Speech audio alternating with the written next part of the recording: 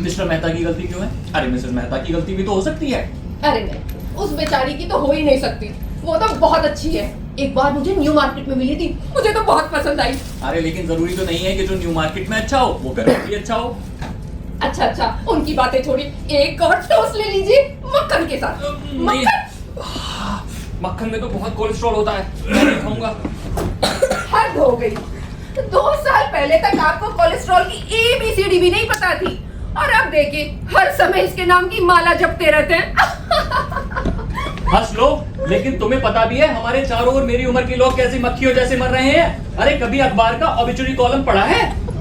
मैंने तो नहीं पढ़ा है। हाँ तो पढ़ा करो, मैं तो रोज पढ़ता हूँ और मुझे बहुत डर भी लगता है। जब आपको डर लगता है तो आप पढ़ते ही क्यों हैं? फिर क्या करूं? शुतुरमुर्ग की तरह जमीन में गर्दन गाड़ कर बैठ जाऊं जबकि हमारे चारों ओर लोग मर रहे हैं। अरे उस अजीज को ही ले लो, बेचारा 35 साल का था, एक दिन सीने में दर्द हुआ और 2 दिन बाद उसकी मौत हो गई। मैं तो फिर भी 40 साल का हो गया हूँ। जब कभी भी आप ये सुनते हैं ना कि किसी को फला मर्ज है, तो आप ये मान बैठते हैं कि वही मर्ज आपको भी है। क्या मतलब? देखिए, पिछले साल जब सतीश की हड्डी का ऑपरेशन हुआ था, कोहनी की हड्डी का, तो आप ये सोच बैठे थे कि आपकी कोहनी की हड्डी में चूर चूर हो गई है।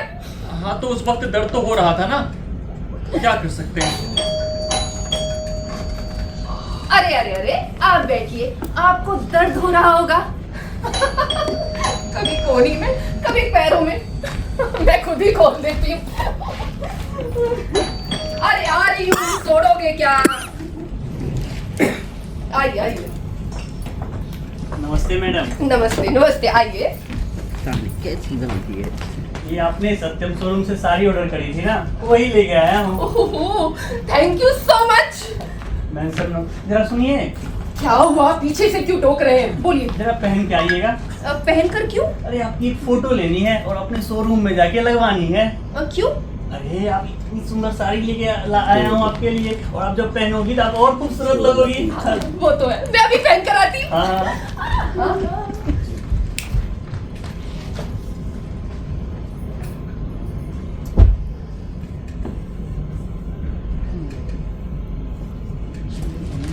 हाँ जी, फोटो लेनी है। फोटो में ले लूंगा, आप चलिए। अरे नहीं, आप क्यों तकलीफ करेंगे, मैं हूँ ना, मैं फोटो ले लूंगा। अरे मैंने कहा ना मैं ले लूंगा, आप चलिए। खामखा गुस्सा कर रहे हैं। अरे आप चलते हैं या नहीं? हाँ, ठीक है।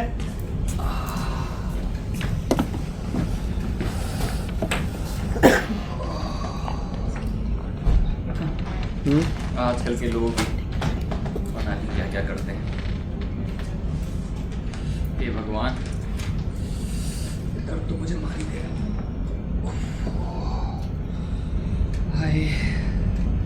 सच में आजकल बीमारियों का कोई भरोसा नहीं है। अरे क्या हुआ? वो चला गया क्या? हाँ, ये अजीब था ना। हाँ, नैयर साहब का बड़ा वाला लड़का। मैंने कितनी जल्दी में साड़ी भी बांधी, सही से बंधी भी नहीं और चला भी गया। साहब ज्यादा जरा दिल फेंक नजर आते हैं। अरे नहीं, वो तो बहुत अच्छा लड़का है, बस ऐसे ही मजाक करने की आदत है उसकी। अब तुम्हें क्या पता कि बाहर इसकी रेपुटेशन कैसी है मजाक करने की। आप ये सब छोड़िए, देखिए ना मैंने नई साड़ी मंगवाई है, कैसी लग रही है? बहुत ही महंगी है। हाँ अच्छी है। मैं सोचती हूँ आज शाम के शो के लिए कैसी रहेगी, यही पहन लूं क्या? हाँ अच्छी लगेगी, पहन लो। पर कलर इसका कुछ डार्क तो नहीं है क्या? देखो। वैसे थोड़ा सा डार्क तो है। नहीं, इतना भी डार्क नहीं है। जब तुम्हें पता ही है तो मुझसे क्यों पूछ रही हो? इसीलिए कि मैं आपकी ओपिनियन की बहुत इज्जत करती हूँ। हाँ वो तो दिख ही रहा है। अच्छा सुनिए, आज शाम के शो के लिए एक एक्स्ट्रा टिकट मिल जाएगी क्या? एक्स्ट्रा टिकट क्यों? वो मोहन आ रहा है। मोहन? अरे उसका महक को भी आज ही आना था। देखिए बहुत दिनों से हम लोग मिले भी तो नहीं है, बड़ा मजा आएगा। कॉलेज के बाद मिलना ही कहाँ हो पाया। अरे तुम्हें तो पता है ना, मास्क का जब भी शो होता है हाउसफुल होता है। कितनी मुश्किल से तो 2 टिकट का जुगाड़ किया था। सुबह जब उसका फोन आया तो आप ही बताइए मैं क्या करती। और कॉलेज के बाद मिले नहीं थे तो मैंने सोचा बुला लेती हूँ। वैसे भी हम लोग शाम को शो पर जा रहे थे। हर एक बात कहूँ, हमारी बहुत अच्छी दोस्ती भी तो थी। हमारी? तुम्हारी होगी, मैं तो उसे ठीक से जानता भी नहीं। और वैसे भी थोड़ा भी शर्म वाला होगा ना तो खाना खाते ही तुरंत चला जाएगा। अच्छा मैं ना चाय बनाने जा रही हूँ, आप पियेंगे? हाँ वैसे 1 कप चाय से कोई नुकसान तो नहीं होना चाहिए। सुनो, चीनी जरा कम डालना। बस आप और आपका वहम। वहम।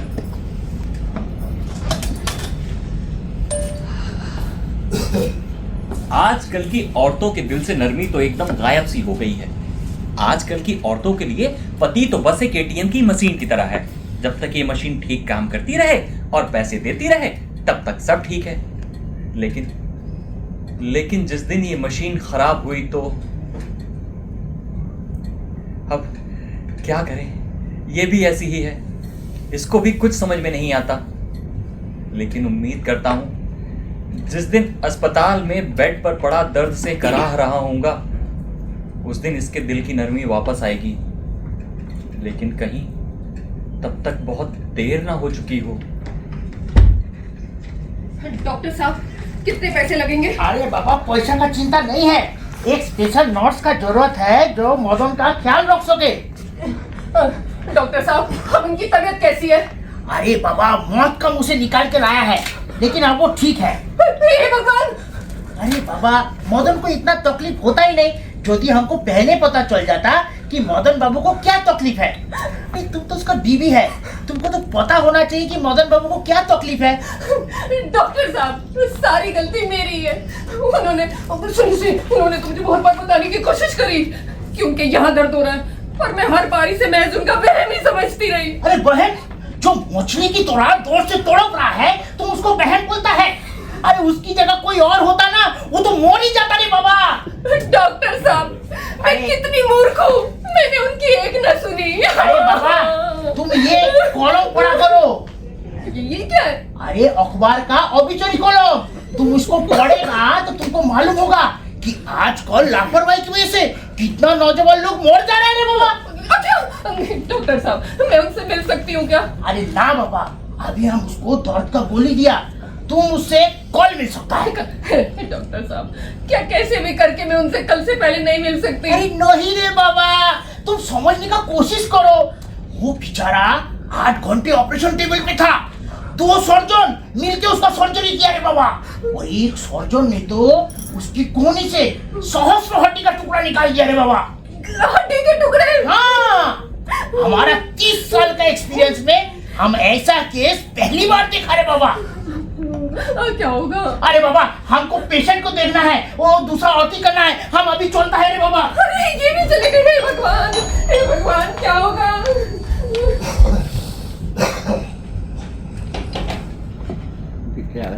खड़ा।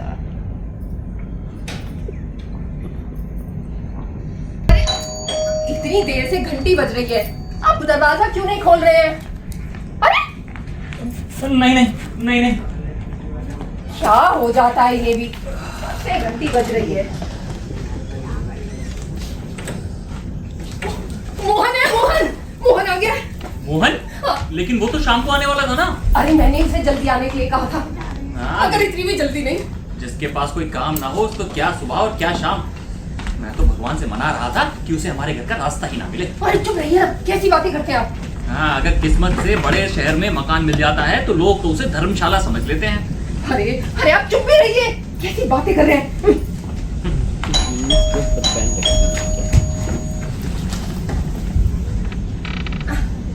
हेलो मोहन। हेलो उषा, आइए मोहन आइए। कैसी हो? मैं तो बिल्कुल ठीक हूँ, तुम बताओ। मैं भी बढ़िया हूँ। उषा, तुम तो बिल्कुल नहीं बदली, बिल्कुल वैसी की वैसी ही हो। वरना मैं हमारे साथ पढ़ने वाली लड़कियों से मिला तो उनको पहचान भी नहीं पाया। अच्छा, माला याद है? माला, जो तथैया करती रहती थी। अब नहीं करती, अब ऐसी हो गई है। पर तुम वही फिगर, वही खूबसूरती, क्या बात है। Thank you Mohan. बस लेकिन क्या है ना, साड़ी सही नहीं बंधी है, थोड़ा जल्दी में बांध दी है, इसलिए मुझे पता होता तुम्हारे तो और अच्छे से बांध लेती। तुम तो जैसे भी पहन लो अच्छी ही लगती हो। लेकिन तुम भी तो कहो, तुम अभी तक वैसे ही फिट दिखाई देते हो। अरे इनसे तो मिलो, देखिए ना मोहन आया है। हेलो मदन। हेलो। तो लगता है मैं गलत वक्त पे आ गया। नहीं, आप तो एकदम ठीक वक्त पर आए हैं। वो देखिए ना, नाश्ता एकदम तैयार है। आओ ना मोहन, नाश्ता कर लो, आ जाओ जल्दी। थैंक यू, मैं खाकर आया हूँ, पर तुम इतने प्यार से कह रही हो तो जरूर खाऊंगा। मकान बहुत खूबसूरत है, कंपाउंड भी बड़ा है। कितनी जमीन होगी? 20 बीघा। काफी है। मोहन, मुझे तुम्हें देखकर ताज्जुब हो रहा है कि तुम वैसे ही फिट दिखाई देते हो अभी तक, ऐसे ही जवान हो जैसे कॉलेज में थे। तुम्हें तो पता ही है, मुझे शुरू से ही टेनिस और क्रिकेट का कितना शौक रहा है। कॉलेज के बाद भी खेलना नहीं छोड़ा। ये तो है। अच्छा, पर ये बताओ, तुम्हें कैसे मालूम चला कि मैं यहाँ रहती हूँ? बस तुम्हें सूंघते सूंघते आ गया। क्या मतलब तुम्हारा? कॉलेज ऑफिस के काम से टूर पे निकला था, वहीं शाम मिला। शाम याद है? हाँ। असर पड़ता था। उसने बताया कि तुमने शादी कर ली है और आजकल यहीं हो। वैसे उषा, मुझे तो लगा था तुमने किसी फिल्म स्टार से शादी करी होगी। और शादी हो गई मेरे साथ। ये मतलब नहीं था मेरा।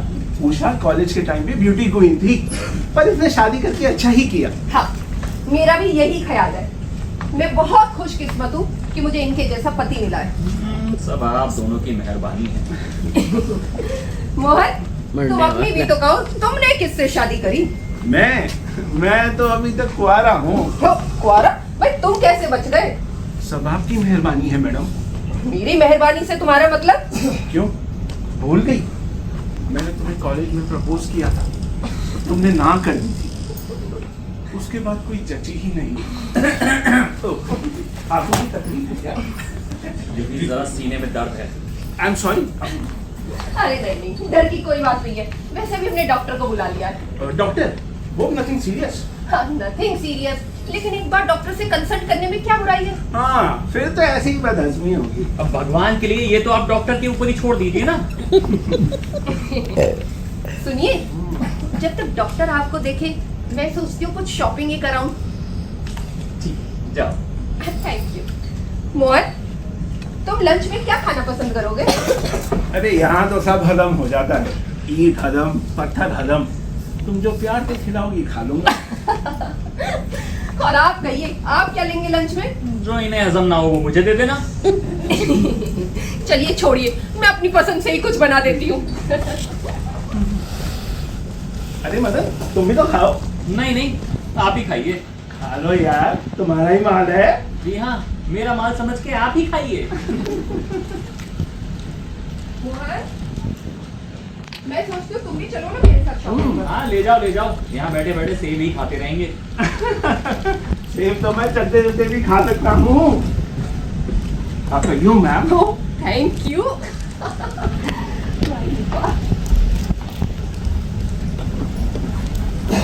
अच्छा मदन, शाम को डिनर पे मिलते हैं। हैं?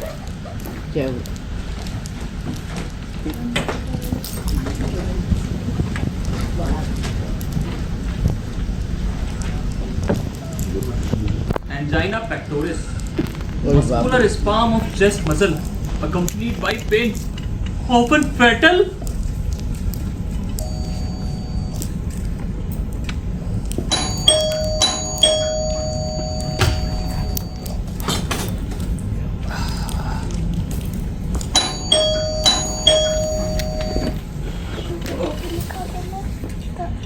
सोहाग चाल बदनी धनी नाचत देखी, सोहाग चाल बदनी धनी नाचत देखी, बल्हा नाचत देखी, बल्हा नाचत देखी। अरे मोहन बाबू, तुम कैसा है? डॉक्टर साहब, सीने में बहुत तेज दर्द है। ओह, साला सुबह से 12 कॉल ले चुका है। अगर ये कॉल भी ले गया तो हमारा ही तेर भी हो जाएगा रे बाबा। हम कॉल काट देता है। अरे हमने ना, हमारा थक गया एकदम। मैं आपके लिए चाय लेकर अरे ना रे बाबा, चाय का जरूरत नहीं है। हमने जिंदगी में बहुत बड़ा भूल कर दिया रे बाबा। कौन सा? स्पेशलाइजेशन नहीं करा। तुमने कभी सुना है किसी नाक कान गले के डॉक्टर को कोई सुबह सुबह कॉल देता है? हमसे ज्यादा सोता है, हमसे ज्यादा पैसा कमाता है, और एक हम है। डॉक्टर साहब, मेरे सीने में बहुत तेज दर्द हो रहा है। अरे बाबा, अच्छा एक बात बताओ, ये तुम्हारा दर्द कब होता है? डॉक्टर साहब, जब भी दबाता हूँ ना तो बहुत तेज दर्द होता है। देखा, जब भी हम पेशेंट देखने लगता है ना, ये पेशेंट लोग हमें फोन ठोक देता है। हाँ? अब ये फोन को स्विच ऑफ कर देता है। अरे 2 दिन तो हम फिश पकड़ने जा रहे हैं रे बाबा, एकदम मस्ती। फोन ऑफ रखेगा, कोई मेल भी नहीं देखेगा, सिर्फ फिश पकड़ेगा। डॉक्टर साहब आप पूरे 2 दिन छुट्टी पर रहेंगे? हाँ बिल्कुल। और इस बीच अगर आपके किसी मरीज को आपकी जरूरत हुई, मान लीजिए कोई इमरजेंसी हुई तो? अरे मदन बाबू, तुम एक बहुत अच्छा बात बोलता है। हमारा 90% मरीज तो ऐसा है जिसको कोई बीमारी नहीं है, और बाकी 10%? बाकी 5% बहुत सीरियस है। हम उसको स्पेशलाइज्ड डॉक्टर के पास भेज दिया। और जो 5% बचे? उसका हम कुछ कर ही नहीं सकते रे बाबा। क्यों? अरे उसका जो करेगा गॉड करेगा, वो गॉड के पास जाने वाला है। अब जो गॉड के पास जाने वाला है उसको क्या करेगा? आप भी डॉक्टर साहब क्या आप बोलते रहते हैं? अच्छा तुमने हमको कॉल क्यों दिया? सीने में बहुत तेज दर्द हो रहा है ना। अच्छा ये दौर तुमको कब होता है? जब भी दबाता हूँ तो बहुत तेज दर्द होता है। तुम मत दबाओ, तुमको दौर नहीं होगा। हैं? क्या कह रहे हैं डॉक्टर साहब? अरे बाबा, अच्छा एक बात बताओ, ये दौर जो है ये भीषण जोर से होता है या आस्ते आस्ते होता है? ऐसे ही होता है। अरे एक रकम का बोलना ना बाबा। भीषण जोर से होता है। भीषण जोर से। इस दौड़ का चक्कर में तुम्हारा नींद खुल जाता है। अरे नींद आती कहाँ है जो खुलेगी? अब नींद क्यों नहीं आता? इसी दर्द की वजह से। अरे बाबा, फिर तो हमको चेक करना पड़ेगा रे बाबा। तुम आओ, हम तुमको चेक करता है। बताइए डॉक्टर साहब क्या बीमारी है? किसको? हमको। अरे बाबा हमको चेक करने दो। मुझे तो लगता है कुछ भी नहीं होगा, लेकिन उषा परेशान हो जाती है। रुको, हाँ। हम तुमको देख लेता है। आराम से देखिए। अच्छा तुम सांस लो, छोड़ो, सांस लो, छोड़ो, सांस लो।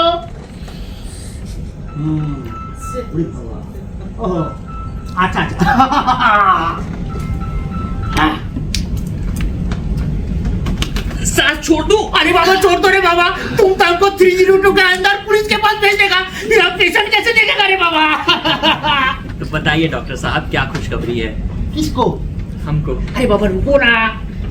अरे मतलब इस बीमारी का मेडिकल नाम क्या है? इस बीमारी का मेडिकल नाम है इंडाइजेशन। हाँ, ये सिरप है, ठीक है? ये सिरप तो तुमको लेना है बीबी और एबी। बीबी? हाँ, बीबी मतलब उषा नहीं, बिफोर ब्रेकफास्ट। अब एबी का मतलब बताओ। After death. अरे मदन बाबू तुम अच्छा मजाक करता है। आफ्टर डेथ कौन सिरप पीता है? After dinner. तुम ये ले लो, तुम एकदम ठीक हो जाएगा। लेकिन ये सिरप है क्या? अरे बाबा इसका मेडिकल नाम हम तुमको बोलेगा तो तुमको कुछ समझ में आएगा, तो फिर तुम ले लो। डॉक्टर साहब वो उसका क्या हुआ? उसका किसका? वो कार्डियोग्राम। ओहो, वो तुम शर्मा के पास कराया था? हाँ। देखो शर्मा जो है ना भीषण व्यस्त डॉक्टर है, 2 हफ्ते से पहले कोई रिपोर्ट देता ही नहीं है। लेकिन पहले ही 2 हफ्ते से उनके पास पड़ा हुआ है। अरे बाबा हम बोला ना भीषण व्यस्त डॉक्टर है, जैसे ही तुम्हारा रिपोर्ट हो जाएगा बाई पोस्ट तुम्हारे पास आ जाएगा। अब हम चलता है। तो आपके हिसाब से मैं एकदम ठीक हूँ? हाँ एकदम ठीक है रे बाबा। मैं कुछ भी खा पी सकता हूँ? सब कुछ खा सकता है, एक चीज छोड़ के। क्या? हमारा दिमाग रे बाबा। सिरप? इसको जो मन हो लो, कोई अर्जेंट नहीं है। जब तुम्हारा मन हो तुम ले लेना। नहीं मैं अभी ले लेता हूँ। एक ये मदन है और एक नौसीम है जो हमारा माथा खा के रखा है रे बाबा। हम अभी डॉक्टर शर्मा को फोन करता है और रिपोर्ट के बारे में पूछता है। हाँ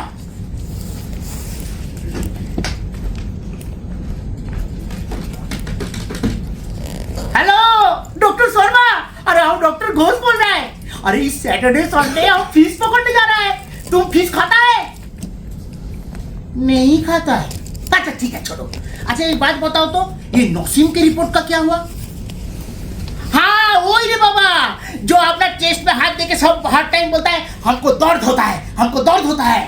हाँ हाँ हाँ हाँ हाँ।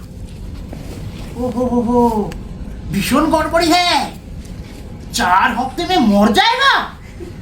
अरे हमको तो हट्टा कट्टा दिखता है रे बाबा, वो 4 हफ्ते में मर जाएगा। अब जो मरने वाला है उसको हम क्या ही कर सकता है रे बाबा। जो गॉड के पास जाने वाला है उसको जाने दो।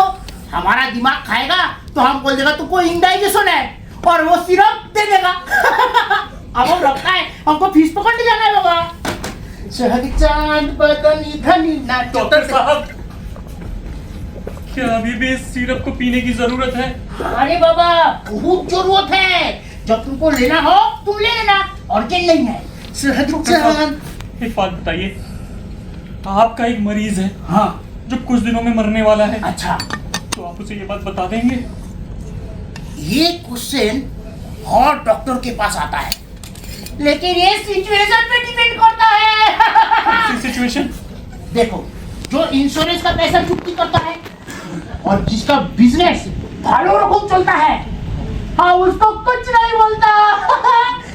डॉक्टर साहब, मान लीजिए आपका वो मरीज मेरी तरह आपका बहुत अच्छा दोस्त है, हाँ तो आप उसे ये बात बता देंगे? अच्छा एक बात बताओ, तुम इंश्योरेंस का पैसा चुकती करता है, तुम्हारा बिजनेस भालो रकम चलता है, तो हम तुमको कुछ नहीं बोलेगा। शहद चांद बदनी धनी नाच तो देखी, शहद चांद बदनी धनी। 4 हफ्ते में मरने वाला हूँ, लेकिन मैंने तो कभी ऐसा कुछ खाया पिया भी नहीं। अरे वो मोहन है, ईट हजम पत्थर हजम। अब जब मैं भी मरने वाला हूँ ना, तो मैं भी सब खा पी कर ही मरूंगा।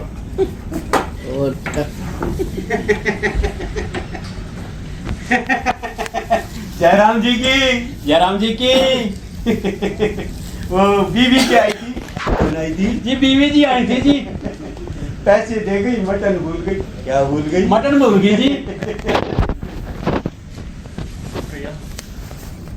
साहब, ईमानदारी की खाते हैं, किसकी खाते हैं? जी ईमानदारी की खाते हैं जी। बेईमानी तो हमारे खून में ही कोनी, किस में कोनी? जी खून में नहीं है जी। Thank you. आधे आधे अरे बाद में भी अरे आधे दे जा पक्का। ये होगी ना बात। ऐसे तो दे गई पहले।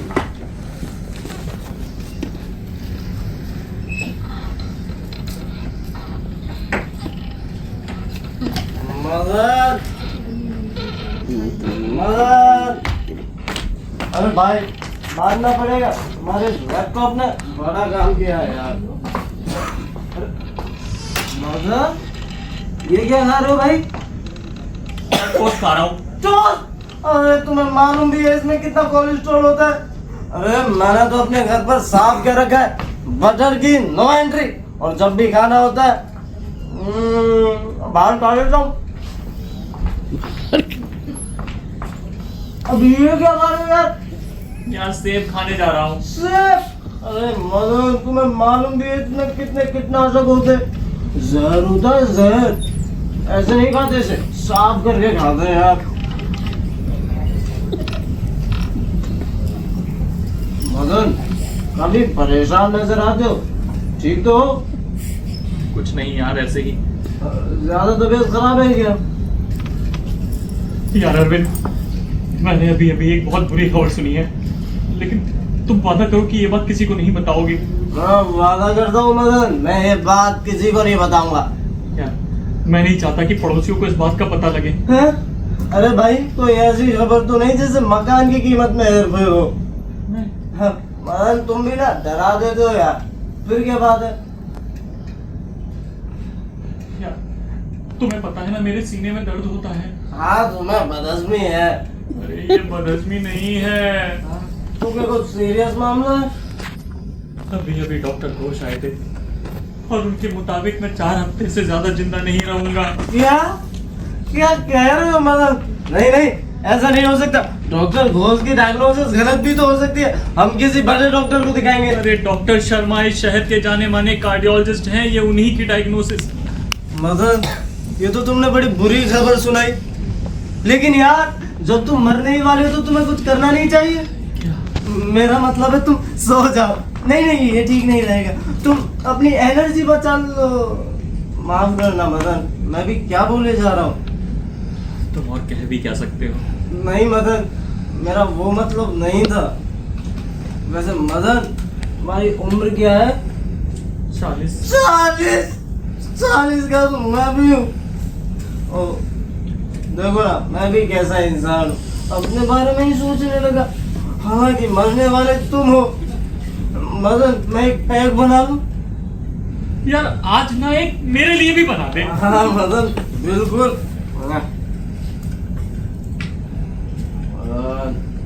लिटिल लिटिल मदन, ये तुम्हारा, ये मेरा। मदन, चल।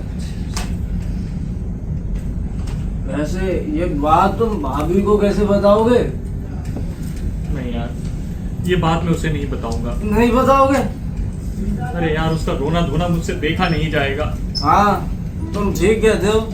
जब वो कुत्ता मरा था तो भाभी कितनी रोई थी मुझे यार। हैं? नहीं मदन, मैं तुम्हारा मुकाबला उस कुत्ते से करूंगा, उस कुत्ते से।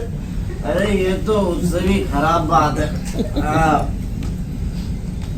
लेकिन मदन, मेरे लायक कोई काम हो मुझे जरूर बताना।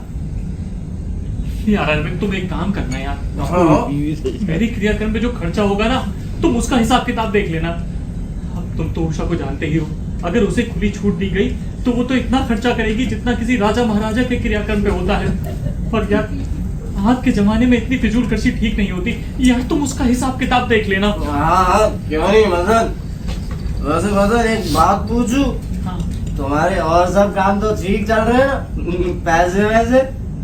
हाँ, कारोबार तो ठीक ही चल रहा है। ज्यादा पैसा तो इंश्योरेंस का ही आएगा। नहीं मदन, इंश्योरेंस का पैसा तो बहुत बाद में मिलता है। चलो, मकान? यार मकान तो गिरवी रखा था, वो पीछे का पोर्शन बनवाया था ना, उसके लिए। मदन, अगर तुम मुझसे राय मांगते बेचने की, मैं तुम्हें कभी नहीं देता। अरे इस मकान पर कितना भी खर्चा करो, बिकता कमी का है ये। तुम ठीक कहते हो यार। और फिर हो सकता है मेरी मौत के बाद उषा को ये मकान बेचना ही पड़ जाए। यार तुम उसे इस मकान की अच्छी कीमत दिलवा देना। तुम बेफिक्र रहो मदन। यार हम लोग भी बहुत गलती करते हैं। हम लोग कौन? हम मर्द लोग। हम अपनी बीवियों को कुछ सिखाते ही नहीं। हमें भी चाहिए उन्हें थोड़ा हिसाब किताब, थोड़ा बिजनेस सिखाएं, जिससे हमारी मौत के बाद उन्हें बेवकूफ विधवा तो ना बना रहना पड़े। मोहन, तुम अंदर आ रहे हो ना? नहीं, मैं कुछ देर लॉन में ही रुकूंगा। ओके। अरे उषा, तुम आ गई? हाँ? जाओ आराम कर लो, थक गई होगी। नहीं, मैं कोई खास थकी तो नहीं हूँ। आप यहाँ क्या खड़े हैं? देखिए ना, मोहन बाहर अकेले लॉन में बैठे हुए हैं। आप प्लीज वहाँ जाकर बैठिए। नहीं, मैं बाद में जाऊंगा। ओह, हेलो अरविंद, कैसे हो? बिल्कुल ठीक भाभी। लगता है मालती आ गई। हाँ भाभी, मालती आ गई। वैसे भाभी, आपकी तबीयत कैसी है? मेरी तबीयत को क्या हुआ है? मैं तो बिल्कुल ठीक हूँ। नहीं नहीं, मैं तो यूं ही पूछ रहा था। वैसे आपको किसी भी काम की जरूरत हो, मुझसे कह देना पर। ओहो, तो ये बात है। नहीं नहीं भाभी, ऐसी कोई बात नहीं है। रात हो या दिन, किसी भी काम की जरूरत हो, मुझसे भाभी। अभी तुम जाओ, है ना, शाम को। शाम को? अच्छा भाभी, शाम को मिलते हैं फिर। ये किस बात की खुशी मना रहा था? पता नहीं। तो क्या मैं ये पूछूं, आप दोनों किस बात की खुशी मना रहे थे? अरे मैंने तो ऐसे ही उसे कंपनी देने के लिए एक पैक ले लिया था। वाह, आप उसे कंपनी देने के लिए विस्की तो पी सकते हैं, पर मेरे साथ बैठकर मक्खन नहीं खा सकते। अजीब बात है ना? अरे हाँ, मैं तो भूल ही गई, वो डॉक्टर साहब आए थे क्या? हाँ, आए थे। क्या कहा उन्होंने? बदहजमी। देखा, मैंने तो पहले ही कहा था। तुमने एकदम ठीक कहा था। तुम बहुत सुंदर हो। और सुंदर गलतियां भी करती हूँ। क्या मतलब? अब देखिए ना, जब मैं आज आ रही थी ना मार्केट से, तो पेट्रोल पंप वाले ने मुझे रोका। बोला, मैम साहब, आपने चेक गलत दे दिया। पता नहीं मुझसे कैसी गलती हो गई। बिल था 2800 रुपए का, और मैंने उसे चेक काट कर दे दिया 4820 रुपए का। अच्छा, दिखाओ जरा। एक सेकंड, अभी दिखाती हूँ। ये लीजिए। क्या करती हो उषा? ये तो हमारी गाड़ी का नंबर है 4820। अच्छा, बस थोड़ी सी तो गलती हुई है। उषा एक काम करें, तुम्हारे लिए मास्टर रख दें। मास्टर क्यों? ऐसे ही तुम्हें थोड़ा हिसाब किताब सिखा देगा। अरे मुझे हिसाब किताब सीखने की क्या जरूरत है?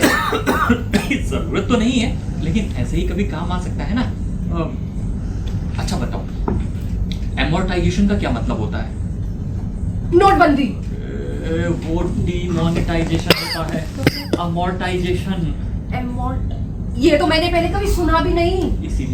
इसीलिए बोल रहा हूँ, एक मास्टर रख देते हैं। अरे मुझे मास्टर की कोई जरूरत नहीं। मैं जा रही हूँ, आप अपना काम देखिए। मैं जाती हूँ अपना किचन देखिए। उषा, एक मिनट, बात सुनो, इधर बैठो। बोलिए, अब क्या हो गया? हम तुम्हारे किचन की ही बात करते हैं। अच्छा ये बताओ, आज बाजार से क्या लेकर आई हो? मटन।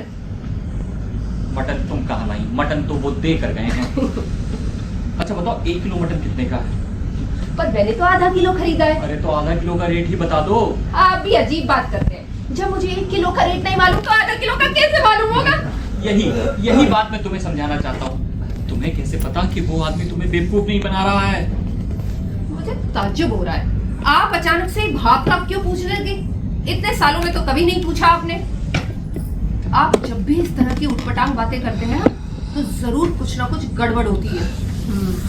सच सच बताइए, क्या बात है? कोई बात नहीं है। अरे तो फिर मेरे सामने इस तरह के सवाल मत किया करिए, बस। ठीक है, जो जी में आए वो करो।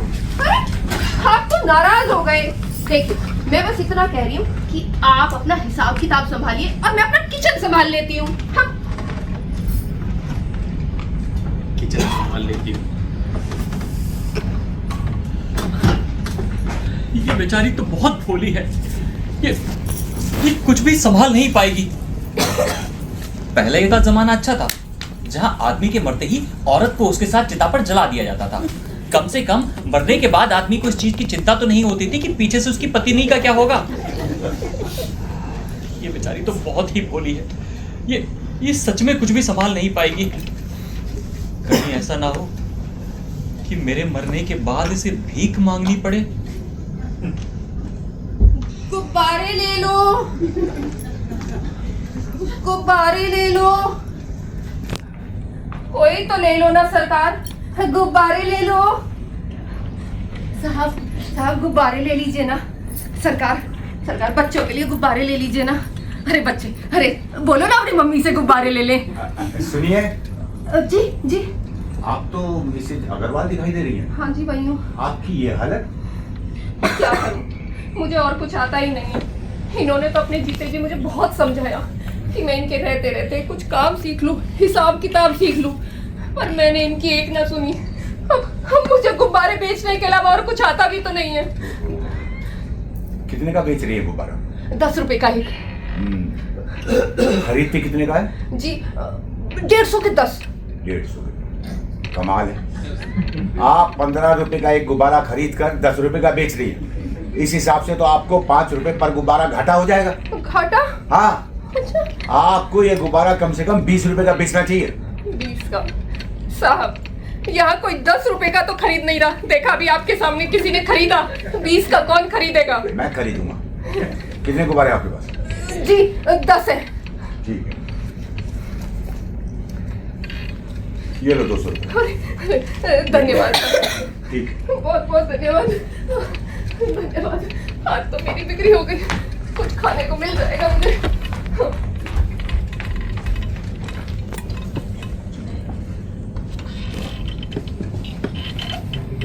नहीं, ये कुछ भी संभाल नहीं पाएगी। अरे ये तो बहुत भोली है। मदद, अरे भाई कैसे हो? ओहो, अभी तो टाइम लगेगा। मदद, वैसे काफी सोच विचार करे पीछे पर पहुंचो। बस तुम मुझे मना मत करना मदद। क्या करने वाले हो? मैं तुम्हारी एक लंबी सी जीवनी लिखूंगा और उसे बड़े बड़े अखबारों में छापूंगा मदद। जरूर संभालेगा। तुम घबराओ मत मदन, तुम मेरे सबसे अच्छे दोस्त हो। मैं तुम्हारी जीवनी ऐसी लिखूंगा कि तुम रातों रात मशहूर हो जाओगे। जरूर हो जाऊंगा अरविंद, लेकिन ये सब देखने के लिए मैं जिंदा नहीं रहूंगा। हाँ मदन, ये तो तुम ठीक कहते हो। और तुम चाहो तो मैं अभी एक रफ ड्राफ्ट बना दूं। अरे उसकी कोई जरूरत नहीं है। आई एम सॉरी मदन, मुझे ये बात अभी नहीं करनी चाहिए थी। अरे वो बात नहीं है अभी। दरअसल मैं उषा को लेकर बहुत परेशान हूँ। हाँ मदन, भाभी को लेकर तुम कितने परेशान हो इसका अंदाजा मैं लगा सकता हूँ। लेकिन मदन, तुम यूं क्यों नहीं सोचते, भाभी दूसरी शादी भी तो कर सकती हैं। दूसरी शादी? हाँ, भाभी अभी जवान है, खूबसूरत भी है। माफ करना मदन। अरे नहीं नहीं, दूसरी शादी हो सकती है, लेकिन कहीं वो ना हो जाए जो सतीश और जानकी टंडन के साथ हुआ था। जानकी टंडन? अब ये कौन है? दोनों करवा सतीश और जानकी टंडन मेरे बहुत अच्छे दोस्त थे। दोनों में अच्छी दोस्ती थी और दोनों ने शादी कर ली। शादी के बाद दोनों ने एक बिजनेस शुरू किया और बिजनेस बहुत अच्छा चल रहा था। एक दिन सतीश को गले में दर्द की शिकायत हुई और 2 घंटे बाद उसकी मौत हो गई। डॉक्टरों ने कहा कि उसे गले की टिटनेस हो गई थी। सतीश की मौत के बाद जानकी कुछ भी संभाल नहीं पाई और बिजनेस भी घाटे में जाने लगा। ऐसे में सतीश के एक दोस्त ने उसकी बहुत मदद की। दोनों में नजदीकियां बढ़ी और दोनों ने शादी कर ली। लेकिन सतीश का वो दोस्त बहुत कमीना था। वो उसके सारे पैसे और गहने लेकर भाग गया। नहीं मदन, हर एक दोस्त इतना कमीना इंसान नहीं होता। हाँ अरविंद, लेकिन ये भी तो जरूरी नहीं है कि ऐसा ना हो। पता नहीं मेरी मौत के बाद वो किसे अपना साथी बना लेगी।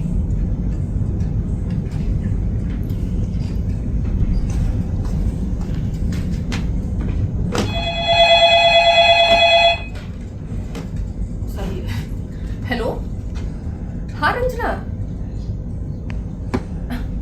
हाँ, अरे तुम कैसी बातें करती हो, मैं तुम्हें पहचानूंगी नहीं क्या? हाँ, दावत की क्या बात करती हो? आज शाम को तुम्हारी दावत पक्का? एक काम करना, अपने मिस्टर के साथ हमारे यहाँ आना डिनर पर। ये मिलकर तुम सब बहुत खुश होंगे और अब मुझे लग रहा है ये आ गए। और देखो, अभी मैं फोन रखती हूँ, शाम को मिलते हैं पक्का। रेडी होना है ना मुझे? आ रही हूँ। आइए। हेलो डार्लिंग, कैसी हेलो, हो? मैं तो बिल्कुल ठीक हूँ। आप बताइए, आप कैसे हैं? अरे मैं भी बहुत बढ़िया हूँ। बैठिए। अरे नहीं तुम बैठो। हाँ, मैं तो बैठी गई। जरा अपना आँख बंद करना। आंखें क्यों? अरे डार्लिंग करो तो सही। ठीक है, आप कहते हैं तो कर लेती हूँ।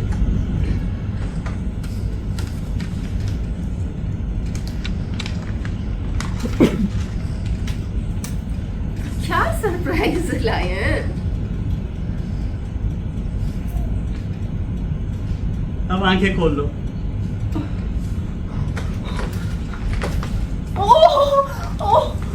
ओह माय गॉड, ये तो वाकई बहुत खूबसूरत हार है। वाकई बहुत सुंदर है। Thank you dear, thank you so much. Mention note. Darling, वो जो मैंने तुमसे बिजनेस वाली बात करी थी ना, अरे हाँ। वही गवर्नमेंट कॉन्ट्रैक्ट वाली बात, वो बात पक्की हो गई है। बस कल सुबह जाना है और साइन करके आ जाना है। ओह, ये तो बहुत अच्छी खबर है डियर।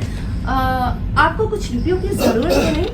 नहीं कोई खास नहीं, बस 50,000 की जरूरत थी। 50,000? पर 50,000 तो मेरे पास नहीं है। क्यों, वो जो मदन का इंश्योरेंस वाला पैसा आने वाला था वो? हाँ, मैं तो आपको बताना ही भूल गई, वहां से पैसा आ गया है। मैं देखिए अभी आपको चेक देती हूँ। पैसा आ चुका है, मैं चेक काट कर दे देती हूँ। कितने का भर दूं? कितने पैसे आए हैं वैसे? जी वहां से तो 70,000 आए हैं। अरे तो 70,000 ही भर दो। 70? ठीक है, फिर मैं 70 भर दूं। 70,000 किस नाम से चेक काट दूं? अरे नाम वाम को छोड़ो डार्लिंग, वो तो मैं कर लूंगा, तुम तो बस साइन कर दो। अच्छा ठीक है, जैसा आप कहते हैं। उषा, ये लीजिए, मैंने साइन कर दिया है। एक सेकंड। हाँ, ये लीजिए। Thank you darling. वैसे अगर और पैसों की जरूरत हुई तो ये इतना सुंदर घर है ना, इसे बेच देंगे। अरे यार नहीं तो गिरवी रख देंगे। हाँ, वाकई एक बहुत अच्छे बिजनेसमैन है। अगर मदन जिंदा होते ना तो आपसे मिलकर बहुत खुश होते। अगर मदन जिंदा होता तो ये चेक आज मुझे मिलता क्या? बाय बाय डार्लिंग, बाद में मिलते हैं। Tata bye bye, see you. Bye bye dear, bye bye.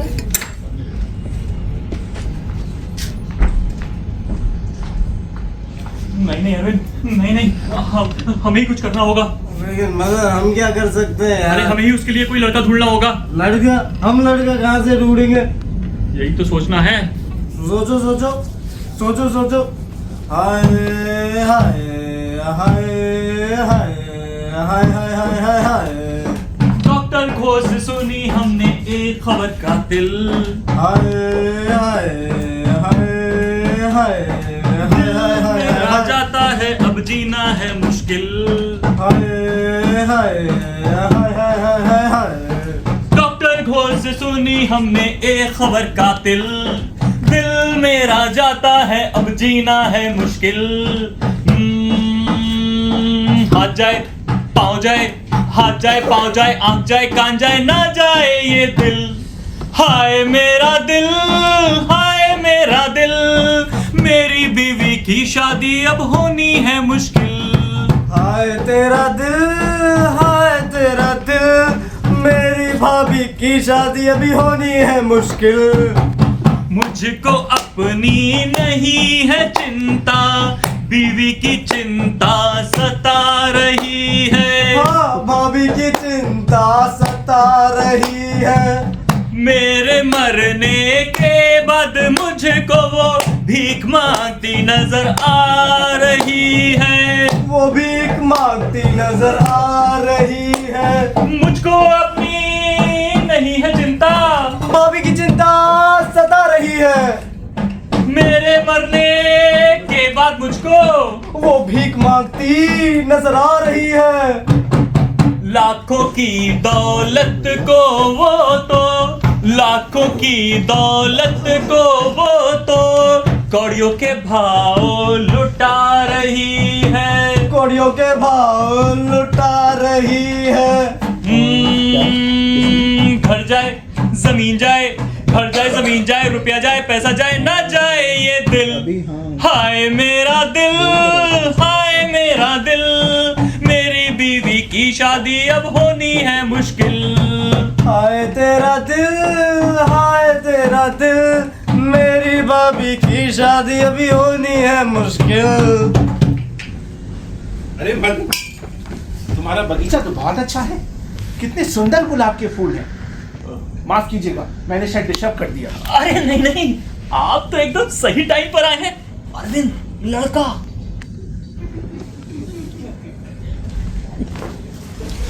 अच्छा, जब तुम्हें यह खत मिलेगा मेरी मौत हो चुकी होगी। जी हाँ, उसी बीमारी की वजह से जिसे तुम मेरा वहम कहा करती थी। और मेरी मौत के बाद तुम्हें यह जानकर खुशी होगी कि हमारा बिजनेस ठीक तरह से चल रहा है और मेरे ऊपर किसी का कोई उधार नहीं है। ये घर ज़रूर गिरवी रखा हुआ है, लेकिन इंश्योरेंस के पैसे से वो भी छूट जाएगा। उषा, मैं तुमसे कहना चाहता हूँ कि जो सुख और खुशी तुमने मुझे इन 10 सालों में दी है, मैं उसका बहुत एहसानमंद हूँ। हो सकता है मैं तुम्हें इतनी खुशी ना दे पाया हूँ, क्योंकि तुम तो जानती हो कि मैं अक्सर बीमार रहा करता हूँ। अब मैं एक बहुत ही ज़रूरी विषय पर तुमसे बात करूँगा। जब मुझे ये पता लगा कि मैं मरने वाला हूँ, तो मुझे तुम्हारी चिंता सताने लगी। और बहुत सोच विचार के बाद मैं इस नतीजे पर पहुँचा कि तुम्हें दूसरी शादी करनी होगी। और इसके लिए मोहन से अच्छा दूसरा कोई लड़का हो ही नहीं सकता। अब तुम्हें समझ में आ रहा होगा कि तुम्हारा और मोहन का यूँ साथ साथ रहना मैंने प्लान किया था, जिससे तुम दोनों में दोस्ती पैदा हो और तुम शादी कर सको। उषा, ये मैं तुम्हें इसलिए बता रहा हूँ कि मेरी मौत के बाद जब तुम मोहन से शादी करोगी तो अपने आप को गुनहगार मत समझना। तुम्हारा स्वर्गवासी पति मदन मोहन अग्रवाल। अरे वाह, खत तो मैंने बहुत अच्छा लिखा है। इतना अच्छा खत अगर मैं जीते जी लिख लेता तो मैं तो एक बहुत मशहूर राइटर हो गया होता।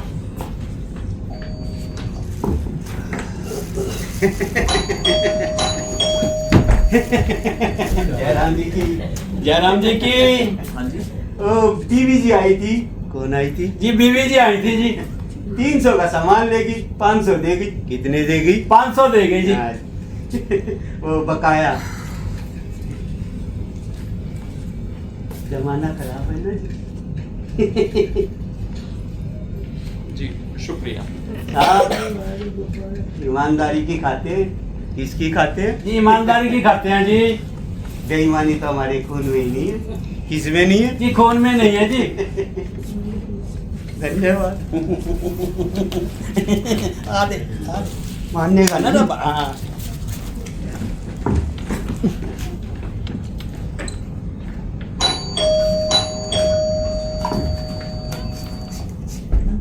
तो ये भी है, ये कौन सा कम?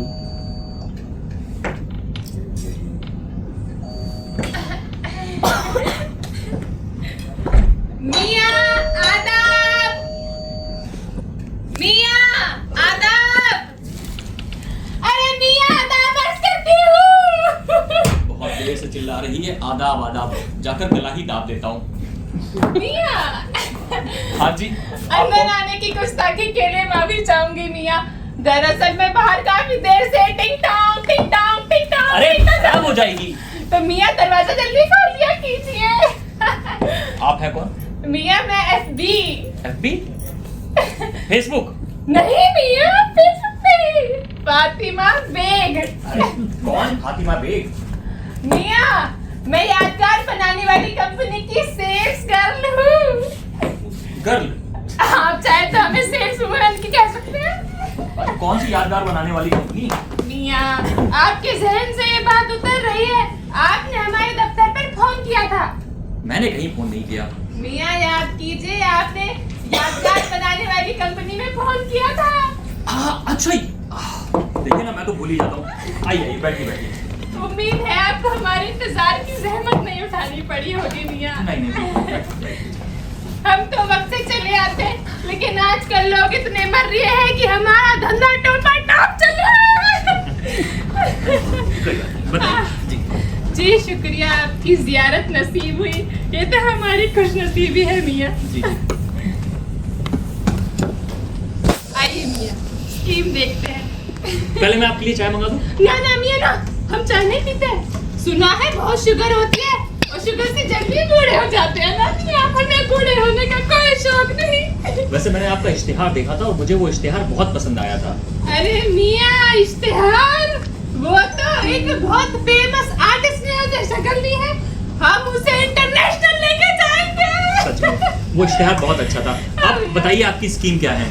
बात तो आपने अब की है मियाँ। स्कीम बेमिसाल है। जिसने ये स्कीम बनाई है ना मियाँ, उसने कलेजा चीर के रख दिया अपना इसमें। आइए मैं आपको दिखाती हूँ।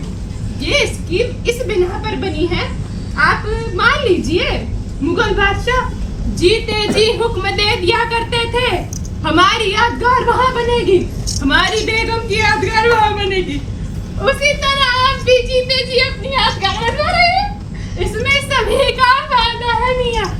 अब आप मान लीजिए आपको किसी ऐसे कमरे में रहना पड़ जाए जो ना आपकी पसंद का हो, ना उसको पसंद की जगह हो, ना डिजाइन। मियाँ जीते जी तो आप इधर से उधर जा सकते हैं, लेकिन मरने के बाद मियाँ 1 इंच भी नहीं खिसक सकते।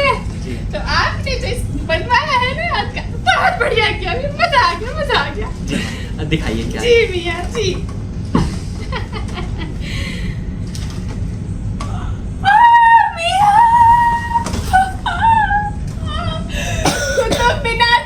फ्लोर खाली है मियाँ, बुक कर दो। नहीं टॉप फ्लोर तो बहुत ऊंचा हो जाएगा और मुझे ऊंचाई से बहुत डर लगता है। कोई नीची जगह दिखाइए। मियाँ आ जाइए, नीचे आ जाइए। मियाँ ये तो ग्राउंड फ्लोर है, आपको सीढ़ियाँ नहीं चढ़नी पड़ेगी, बुक कर दो। यहाँ पर आप मेरी एक यादगार बुक कर दीजिए। मियाँ एक दिक्कत है। क्या? जिसको भी आपकी यादगार पर आना है ना, उसे टिकट लेनी पड़ेगी। टिकट लेकर तो वैसे भी आजकल कम लोग आते हैं और मैं चाहता हूँ मेरी यादगार पर बहुत सारे लोग आए। आप कोई और जगह दिखाइए। कोई बात नहीं मियाँ, हमारे पास जगह की कमी थोड़ी है। लाल किला कर दूं? नहीं, यहाँ पर अटैक बहुत हो सकता है। हाँ मियाँ, ये तो आपने पते की बात कही। मियाँ मोटे की पहाड़ियाँ, मियाँ ये जगह तो आपको बुक करवानी पड़ेगी। पीछे नदी बहती है और ये रात को 4 तारों के नजारे भी आपको बुक करवाने पड़ेंगे, आपको वहाँ लेट के मजा आ जाएगा। यहाँ पर आप मेरी एक यादगार बुक कर दीजिए। सिर्फ एक मियाँ। उषा के लिए भी 2 बुक कर दीजिए। बच्चे तो अभी नहीं हैं हमारे। अच्छा, आपके पास कोई ऐसा केस आया है कि शौहर के मरने के बाद बीवी ने दूसरी शादी की हो और उस दूसरे खादिम की यादगार भी वहीं पर बनाई गई हो? नहीं मियाँ, ऐसा कोई केस नहीं आया। आप एक और यादगार बुक कर दीजिए। मियाँ, ये उसी खाविंद के लिए होगा। मुनासिब तो यही होगा कि हम तीनों एक साथ रहें। अच्छा, कितने पैसे हुए? 50,000 रुपये। आप दोगे 3,000? अच्छा, मैं आपको चेक दे दूं तो कोई दिक्कत तो नहीं है ना? हमें क्या दिक्कत होगी मियाँ? आप चेक पे या कैश पे? लेकिन जीएसटी वालों को बहुत प्रॉब्लम है मियाँ, आपको 3,540 का चेक बनाना होगा। कोई बात नहीं, मैं आपको 3,540 का चेक काट कर दे देता हूँ।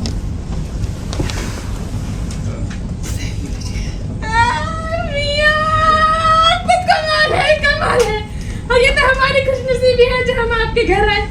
चलिए मियाँ, हम चलते हैं। शुक्रिया मियाँ। अच्छा सुनिए ना, वो यादगार कब तक बनकर तैयार हो जाएगी? हम तो 24/7 तैयार रखते हैं, आपका जब मन करे जाके लेट जाइए। मियाँ, हम तो चढ़िए ही भूल गए। मदद, यार तुम्हारा घर इतना दूर है ना, वैसे कैसे हो तुम? ओहो, अभी भी टाइम लगेगा। नहीं बता रहे, मत बताओ यार। अरविंद, ओह, तुम्हारे दोस्त भी आए हुए हैं। अरे इनसे मिलो, ये है एफबी। एफबी? फेसबुक? मियाँ, फेसबुक नहीं, फातिमा बेग हूँ मैं। ओह, माय सेल्फ अरविंद, मियाँ? एक वकील और एक प्रॉपर्टी डीलर। वाह मियाँ वाह, कभी सेवा का मौका दीजिए। बिल्कुल, आप भी कभी हमें सेवा का मौका दीजिएगा। जी मियाँ। वैसे मोहतरमा आप करती क्या है? मैं मरने वालों की यादगार बनाती हुई नहीं, लीजिए पीजिए। मैं लेडीज हूँ, मोहतरमा को शराब देते हैं। सुनिए ना, वो रसीद 1-2 दिन में आ जाएगी मियाँ। मदन, इतनी क्या जल्दी थी भाई? मुझे ही बता दिया होता, 1 घंटा मैं ही बोल देता यार। नहीं अभी ऐसी कोई बात नहीं है। और ये क्या यार, तुम 3 दिन से लगातार पी रहे हो, अब तुम्हें बंद करनी चाहिए। हाँ मदन, मुझे बंद करनी चाहिए, लेकिन मदन मैं ये इसके बगैर नहीं सह सकता। और जो तुम भाभी के लिए कर रहे हो ना, मुझे उस पर नाज है। वैसे कहाँ है वो दोनों? मोहन उषा को पिक्चर लेकर जा रहा है। उषा अंदर तैयार हो रही है। कौन सी पिक्चर? एक दूजे के लिए। अरे मदन, तुम्हें ये ख्याल कभी नहीं सता था कहीं वो मोहन भाभी से तुम्हारे जीते जी शादी कर ले तो? नहीं अरविंद, अभी तो उषा को सिर्फ एक सच्चे दोस्त की तलाश है। एक ऐसा दोस्त जो उसका साथ दे सके, जो जिंदगी की मुश्किल राहों पर उसके साथ चल सके। ख्याल तो बहुत अच्छा है मदन, और वाकई तुम भी बहुत अच्छे हो मदन। तुम्हारे जाने के बाद मुझे तुम्हारी याद बहुत सताएगी। लो पियो पियो भाई। कहाँ खो गए? कुछ नहीं अरविंद, ऐसे ही। क्या सोच रहे थे?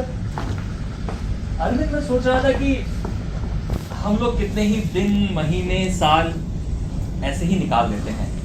हम लोग इस जिंदगी का मजा ही नहीं ले पाते। और जानते हो क्यों? क्यों? हम जिंदगी की बारीकियों को नहीं समझते।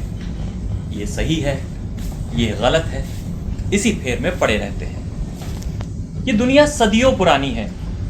हम लोग एक दिन पैदा होते हैं, होश संभालते हैं, चीज़ों को देखना सीखते हैं, महसूस करना सीखते हैं, और एक दिन हम मर जाते हैं। ये सब कितने वक्त के लिए है? सुई की एक नोक के बराबर। लेकिन इस दुनिया पर कोई फर्क नहीं पड़ता, ये पहले की तरह चलती रहती है। नहीं मदर, ये दुनिया तुम्हारे बगैर पहले जैसी नहीं रहेगी। और अरविंद, अब जबकि मुझे पता है कि मैं मरने वाला हूँ, मैं इन चीजों को पहले से ज्यादा महसूस कर सकता हूँ। जैसे ये हवा, मैं इसमें सालों से सांस लेता आ रहा हूँ, लेकिन जो ताजगी मैं आज महसूस कर सकता हूँ वो मैंने पहले कभी की ही नहीं। ये मेज, ये फूल यहाँ सालों से रखे हुए हैं, लेकिन अब जबकि मैं जानता हूँ कुछ दिनों बाद इन्हें नहीं देख पाऊंगा, तो ये मुझे और ज्यादा सुंदर और ज्यादा मुलायम लगते हैं। ये मेज यहाँ सालों से पड़ी हुई है, लेकिन अरविंद अब जबकि मैं जानता हूँ कि कुछ दिनों में मैं मरने वाला हूँ, मैं जब भी इसे छूता हूँ ये मुझे और ज्यादा मुलायम और ज्यादा सुंदर मालूम होती है। हाँ मगर ये मेरे तो वाकई बड़ी मुलायम है भाई। लेकिन अफसोस ये सब बहुत देर के बाद हुआ। लेकिन तुम नहीं अरविंद, तुम नहीं, तुम अभी जिंदा हो। तुम उठो और इन चीजों को अप्रिशिएट करो। हाँ मगर मुझे जब भी ऐसी मेज दिखा करेगी मैं उसे ऐसे छू लिया करूंगा यार। अगर मैं लोगों को ये समझा सकूं कि ये दुनिया बहुत खूबसूरत है तो मैं अपने आप को बहुत भाग्यशाली समझूंगा। वैसे मदन, इस मौके पर मैं तुम्हारे लिए कुछ भी नहीं कर सकता। यार तुम ना एक काम कर सकते हो। हाँ सुनिए, तुम अभी जा सकते हो। बस यही काम है? अरे ये काम तो मैं रोज करता हूँ मदन। जरा देखिए तो ये साड़ी कैसी लग रही है? अच्छी है, नई ली है क्या? नहीं, कहाँ है? पिछले साल ही तो आप अपने बर्थडे पर मेरे लिए खरीद कर लाए थे, आपको याद नहीं? मैं ही लाया था, मुझे याद है। ज्यादा अच्छी। वाह, आपने खुद ही तो पसंद करी थी मेरे लिए, और जब इसे मैंने पहना था पहली बार तो आपने कितनी तारीफ करी थी मेरी, और अब कह रहे हैं कुछ खास नहीं है। हो जाता है। सुनिए, हाँ। देखिए आप भी हमारे साथ पिक्चर देखने चलिए ना। पूछा, मन तो मेरा भी बहुत है, लेकिन तुम तो जानती हो मेरी तबीयत जरा खराब है। पर मुझे बिल्कुल अच्छा नहीं लग रहा मैं आपको अकेले ऐसे छोड़कर जाऊं। अरे नहीं उषा, ऐसी कोई बात नहीं है, बल्कि अब तो मेरी तबीयत पहले से ज्यादा अच्छी है। अच्छी है तो फिर साथ चलिए ना प्लीज। अच्छी है, लेकिन इतनी भी नहीं कि मैं तुम्हारे साथ पिक्चर देखने जा सकूं। और वैसे भी तुम्हें मोहन की कंपनी बहुत पसंद है ना? हाँ, मुझे तो वो बहुत पसंद है। और उसे भी तुम्हारा साथ बहुत अच्छा लगता है। सुनिए, हाँ?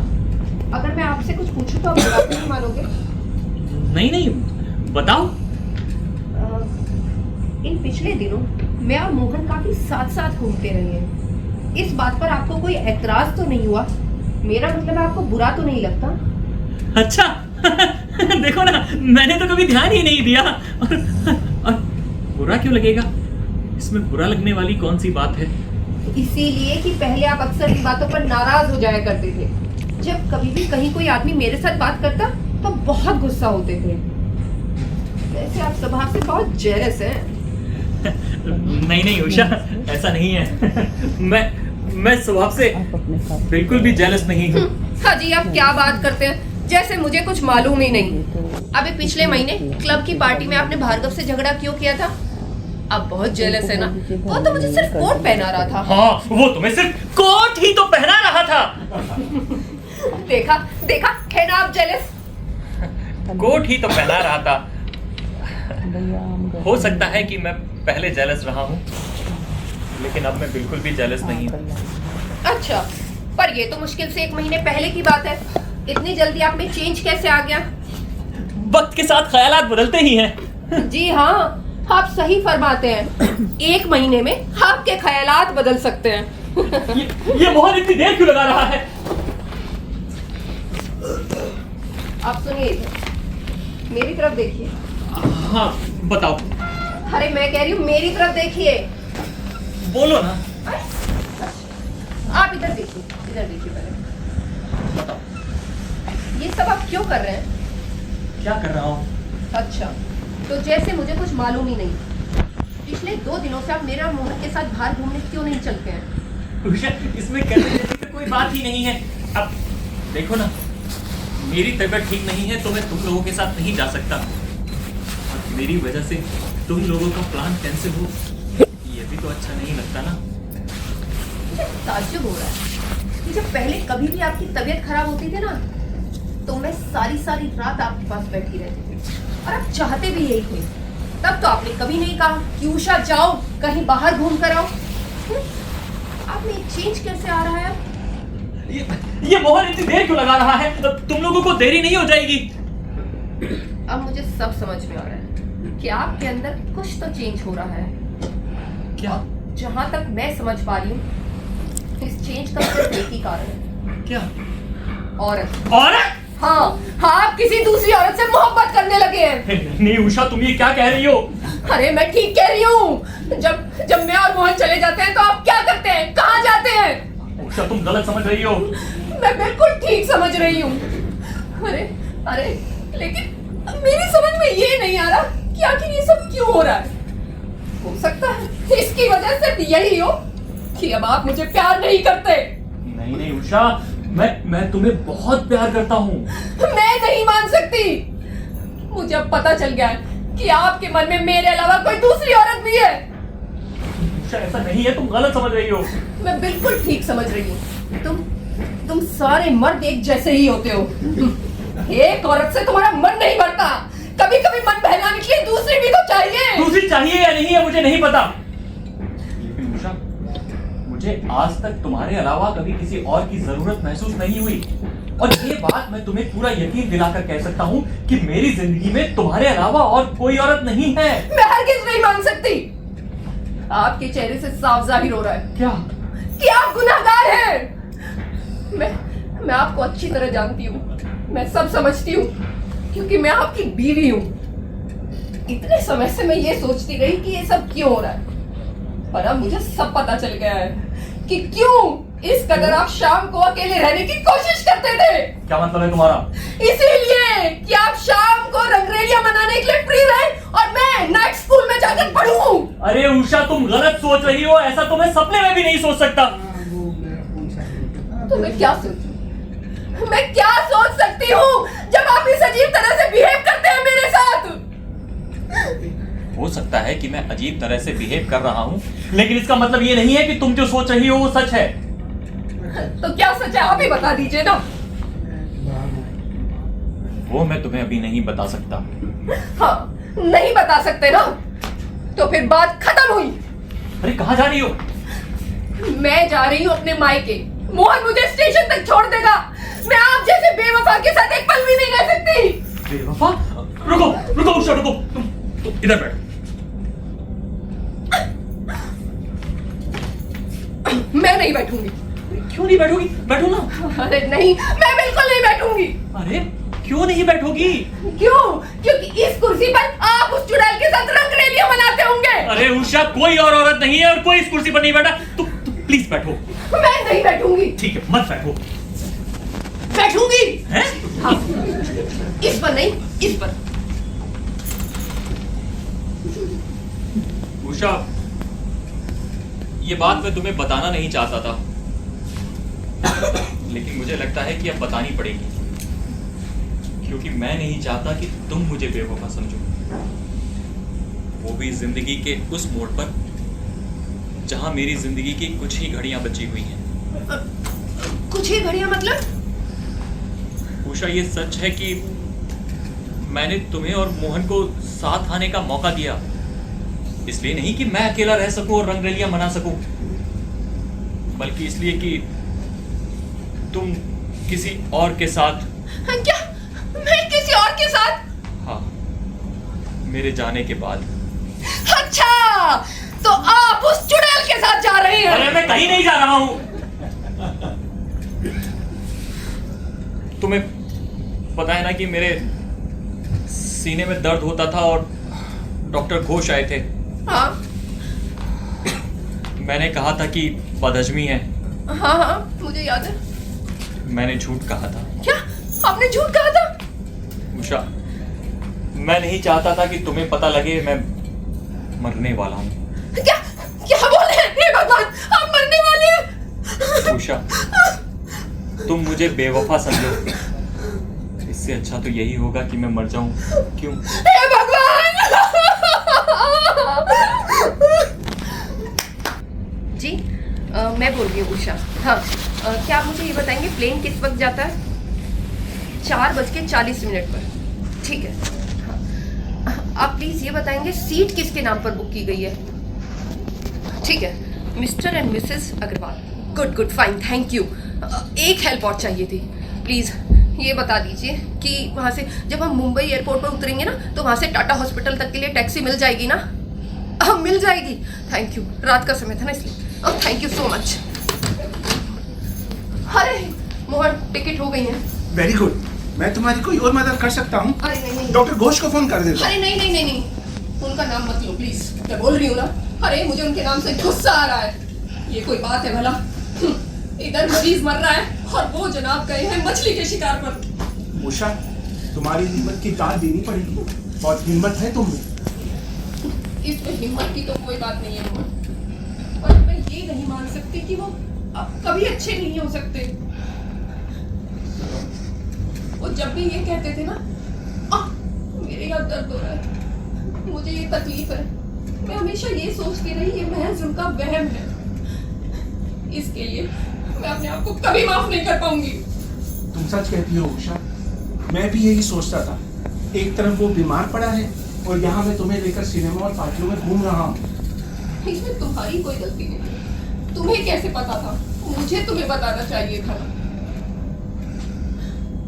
पर देखो ना मोहन, क्या कोई ये सोच सकता है कि वो अपने आखिरी समय में भी ये सोच रहे थे कि उनके जाने के बाद मेरा क्या होगा?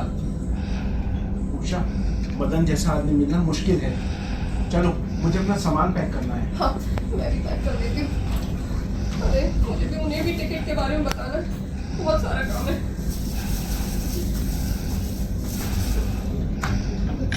क्या रखना होगा? अरे आप आ गए? आराम से बैठिए। मुझे भी आवाज दे देते, मैं आपको लेने आ जाती। अब आपकी तबीयत कैसी है? कमजोरी पहले से ज्यादा है। मैं आपके लिए कुछ ला दूं? कॉफी या फ्रूट जूस? उषा, तुम्हें देखकर मुझे बहुत ताज्जुब होता है। क्यों?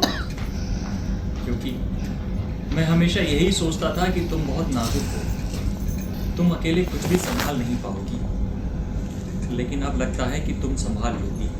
अरे नहीं, ऐसी तो कोई बात नहीं है। बस पहले कभी मौका ही नहीं मिला। सारा काम आप खुद ही देख लेते थे। उषा, अब मुझे लगता है कि तुम इस दुनिया का सामना अकेले कर लोगी।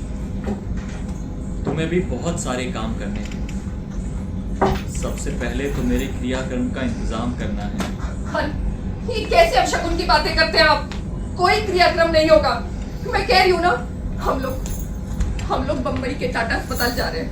वहाँ आप बहुत जल्द अच्छे हो जाएंगे। उषा, तुम बहुत अच्छी हो। क्यों? मैं आपको बहुत प्यार करती हूँ इसलिए। अगर मुझे पहले पता होता कि तुम में इतनी हिम्मत है तो मैं कुछ भी नहीं छुपाता, पहले ही तुम्हें सब बता देता। आपको मुझे बता देना चाहिए था, लेकिन अब आप वादा कीजिए कि कभी कुछ नहीं छुपाएंगे।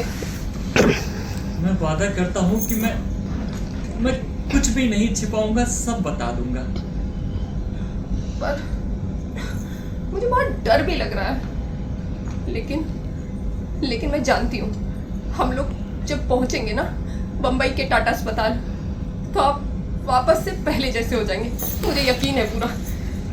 उषा, ये सब क्यों सोचती हो? बल्कि वो सोचो जो समय हमने साथ में बिताया है वो कितना अच्छा था। हाँ, वो तो बहुत अच्छा समय था। 10 साल किस कदर खुशी में गुजरे कि पता ही नहीं चला कि कब 10 साल गुजर गए। 10 नहीं, 11 साल। एक साल वो यूनिवर्सिटी वाला क्यों भूल जाती हो? हाँ, उसे कैसे भूल सकती हूँ? पता है, जब आप मुझे पहली बार मिले थे ना, मुझे तो तभी लग गया था कि एक दिन नर्स बनकर मुझे आपकी सेवा करनी पड़ेगी। याद है पहली मुलाकात में आपके सर में दर्द हो गया था, तो मैंने आपके सर को दबाया था और आपने कहा था, उषा, काश तुम अपने मुलायम हाथों से मेरे सर को हमेशा हमेशा के लिए दबाती रहो। अरे बोल क्यों रहे हैं? सो रहे हैं। अरे आ रही हूँ, धीरे। मदन बाबू, ओ मदन बाबू, अरे आ रही हूँ, धीरे। मरीज को सोने भी नहीं देते हैं। शोर मचा रखा है। अरे घुसा तुम। हाँ, मदन बाबू कहाँ है? आइए डॉक्टर साहब। हाँ बोलो। अरे आप तो फीस पकड़ने गया था रे बाबा, और वहां से आया। ये फीस तुम मदन बाबू को दे दो, ये फीस मदन बाबू को बहुत फायदा करेगा। इन्हें आप ही रखें डॉक्टर साहब। अरे हमारे लिए तो गाड़ी में ढेर पड़ा है, तुम इसको रख लो। ये फीस मदन बाबू को बहुत फायदा करेगा रे बाबा। हम मछली नहीं खाते, लेकिन एक बात है डॉक्टर साहब, आप कितने खुशकिस्मत है ना, आप सैटरडे संडे को तो अपने मरीजों को बिल्कुल भूल ही जाते हैं। अरे ये मौका हमको बार बार बोलना मिलता है बाबा। हमारे पास कोई सीरियस पेशेंट नहीं था, इसलिए हम फीस पकड़ने चला गया। सीरियस केस नहीं था। आपके लिए सीरियस केस कैसा होता है डॉक्टर साहब? जब आपका मरीज मर रहा है तो क्या वो भी आपके लिए सीरियस नहीं? कैसा बात बोलता है, हमारा तो 90% पेशेंट जो है वो तो मरने ही वाला होता है। अब जो मरने वाला होता है उसका क्या ही कर सकता है रे बाबा। छी छी छी, आपको डॉक्टर होकर ऐसा बोलते हैं, शर्म नहीं आती? तो आप निहायत ही नीच और गिरे हुए किस्म के आदमी हैं। सुन लीजिए, मैं आपके पास से केस हटा रही हूँ अपना। केस? अरे कैसा केस हटा रहा है? तुम्हारा माथा तो खराब नहीं हो गया रे बाबा? मेरा माथा बिल्कुल ठीक है, पर आपका माथा जरूर खराब है। ये बात और थी कि आप मुझे बताना नहीं चाहते थे, लेकिन मदन को ऐसी नाजुक हालत में छोड़कर, जबकि वो अपनी जिंदगी की आखिरी सांसें गिन रहे हैं, आप मछली के शिकार पर चले गए। हैं? मदन बाबू डेड बेड पर है, हम अभी चेक करता है रे बाबा। अरे रहने दीजिए, वो यहाँ ये रहने दीजिए। अब नाटक करने की कोई जरूरत नहीं है, मैं सब समझ गई हूँ। और सुन लीजिए, मैं आज उन्हें बंबई के टाटा अस्पताल लेकर जा रही हूँ। आप हंस क्यों रहे हैं डॉक्टर? अरे बाबा, हम दुनिया में बहुत बड़ा बड़ा बेबी मरीज देखा, लेकिन तुम्हारे पोती जैसा बेबी मरीज हम फर्स्ट टाइम देख रहे हैं रे बाबा। रहमी मरीज? मतलब मदन को कुछ नहीं हुआ है, वो बिल्कुल ठीक है। हाँ, अरे हम जब यहाँ से गया था उसको बोला था कि तुम ऑल राइट है। लेकिन फिर वो ये क्यों कहते रहते हैं कि मैं मरने वाला हूँ?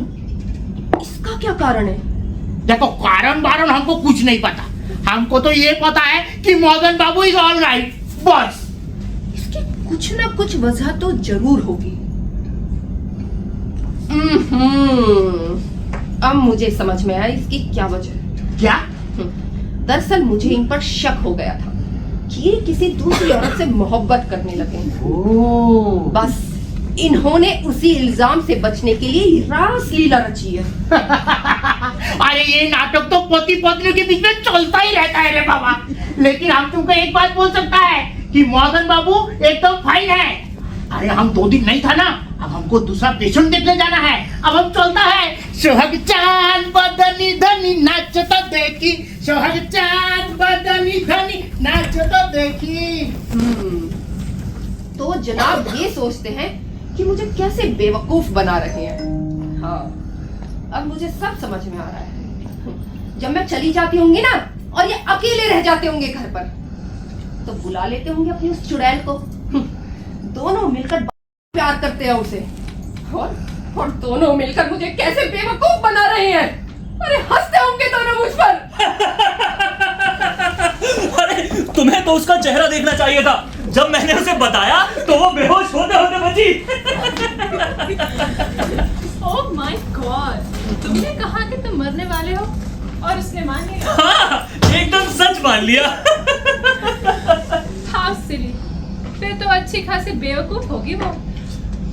अब पहले तो मुझे उसके साथ ऐसे झूठ बोलते हुए बहुत बुरा लगा, लेकिन फिर मैं करता भी तो क्या, तुमसे मिलने का इसके अलावा और कोई रास्ता भी तो नहीं था।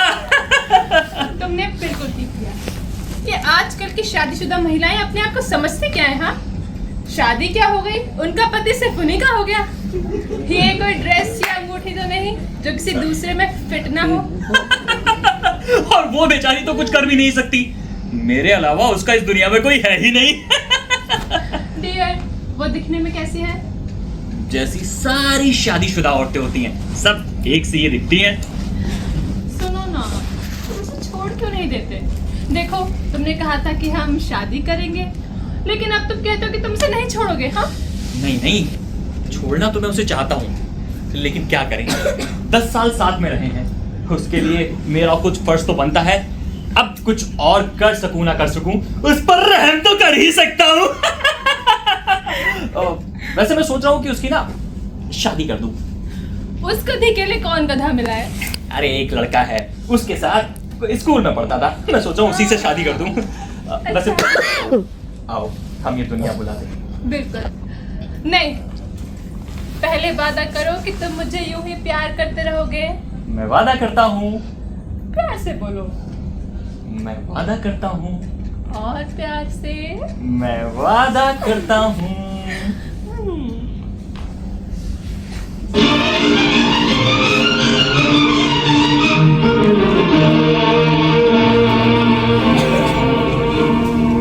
भौरे की गुंजन है मेरा दिल, कब से संभाले रखा है दिल, तेरे लिए तेरे लिए तेरे लिए।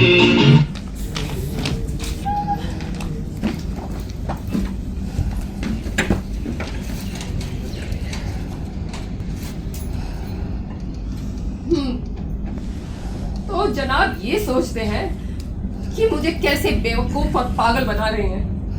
10 साल प्यार किया था मैंने इनसे, और 10 साल प्यार का ये सिला दिया इन्होंने मुझे। इन्हें क्या लगता है मैं बहुत ही बेवकूफ और खूसट औरत हूँ? लेकिन अब मैं इन्हें बताऊंगी कि आखिर में मैं हूँ क्या। जितना ये मुझे समझते हैं मैं उतनी भी पागल नहीं हूँ। बताती हूँ इन्हें। अभी इन्होंने मेरा असली रूप देखा ही कहाँ है। हाँ उठिए। उषा, उषा, मैंने अभी अभी एक बहुत भयंकर सपना देखा। अच्छा क्या सपना था? यही कि मैं मर गया हूँ। अच्छा, जब तबीयत खराब होती है ना तो इस तरह के सपने ही आते हैं। उषा, तुम्हारी हिम्मत देखकर मुझ में भी हिम्मत आ रही है। अच्छी बात है, हिम्मत रखनी चाहिए, और मुझ में भी बहुत हिम्मत आ गई है। देखिए पता है क्या, आपके क्रियाक्रम के लिए ना क्या क्या सामान लगेगा मैं सोचती हूँ उसकी लिस्ट बना लेते हैं। एक मिनट पेन और कॉपी को लेने दीजिए मुझे। हाँ ये रहिए, एक लिस्ट बना लेते हैं आपके क्रियाक्रम में क्या क्या सामान लगेगा। अरे लेकिन अभी मैंने कहा था तो तुम गुस्सा हो गई थी। तब में और अब में मुझ में बहुत फर्क आ गया है। अब मेरे अंदर देखो ना कितनी हिम्मत आ गई है। और वैसे भी कल करे सो आज कर, आज करे सो अब, इसलिए मैं सोची अभी कर लेते हैं। आखिरी समय के लिए छोड़कर क्या फायदा। ये सब क्या कह रही हो? अरे नहीं डिस्टर्ब मत करो, बहुत इंपॉर्टेंट काम है ये भी। मरने के बाद सबसे इंपॉर्टेंट यही होता है। अरे ये सब क्या बोल रही हो उषा तुम? हाँ लिस्ट में घी तो आजकल बहुत महंगा हो गया है। घी छोड़ो, तुम्हारा काम तो केरोसिन से भी चल जाएगा। उषा ये सब क्या कह रही हो तुम? और लकड़ी कितनी लगेगी कोई बता सकता है? अरे छोड़ो, लकड़ी की भी जरूरत नहीं है, आजकल आंधियां कितनी आ रही हैं, घास फूस से जला देंगे। उषा ये क्या उल्टा सीधा बोल रही हो तुम? और क्या क्या सामान लगता है आपको कुछ आइडिया है? मुझे ज्यादा आइडिया तो नहीं है, मुझे देखिए लेकिन इतना मैं जानती हूँ, धूपबत्ती, अगरबत्ती, नए कपड़े भी चाहिए होंगे, और इसके अलावा फल चाहिए होंगे, दूध चाहिए होगा, और क्या क्या चाहिए होगा मुझे कुछ नहीं आता है। बम्बई जा रही है और हो सकता है मैं ठीक भी हो जाऊं। बिल्कुल, मैं आपको बम्बई लेकर जा रही थी इलाज के लिए, लेकिन पता है आपने थोड़ी देर पहले मुझे क्या समझाया था कि हम मुंबई जाएंगे, वहाँ डॉक्टर आपको वेंटिलेटर पर रख देंगे, उसमें बहुत खर्चा होगा, हो सकता है आप जिंदगी में कभी अच्छी ना हो पाए, आप इसी तरह रेंगते हुए चलें, और इस हालत में देखकर मुझे भी आपको बहुत दुख होगा। ये हो सकता है इलाज कितना महंगा है ना, हो सकता है ये घर, हमारा इतना आलीशान घर, ये गिरवी रखा जाए या फिर बिक ही जाए। इससे तो अच्छा है आप मर ही जाएं। अरे उषा, मुझे लगता है मेरी बीमारी की वजह से तुम्हारे दिमाग पर असर हुआ है। मेरा दिमाग बिल्कुल ठीक है, पर मुझे लग रहा है आपका दिमाग खराब हो गया है। अरे उषा मैं मरने वाला हूँ और तुम इस तरह की बातें कर रही हो। मरने वाले? अरे ओवर एक्टिंग की दुकान, अरे बंद करो अपनी ओवर एक्टिंग। तुम कुछ नहीं मरने वाले हो। क्या कह रही हो? मुझे डॉक्टर घोष ने सब बता दिया है। क्या बता दिया है?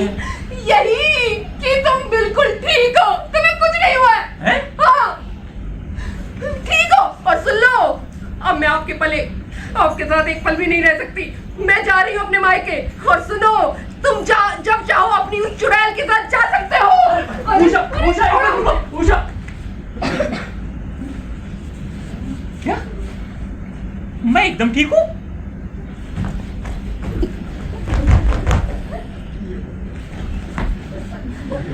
डॉक्टर घोष से ही पूछता हूँ।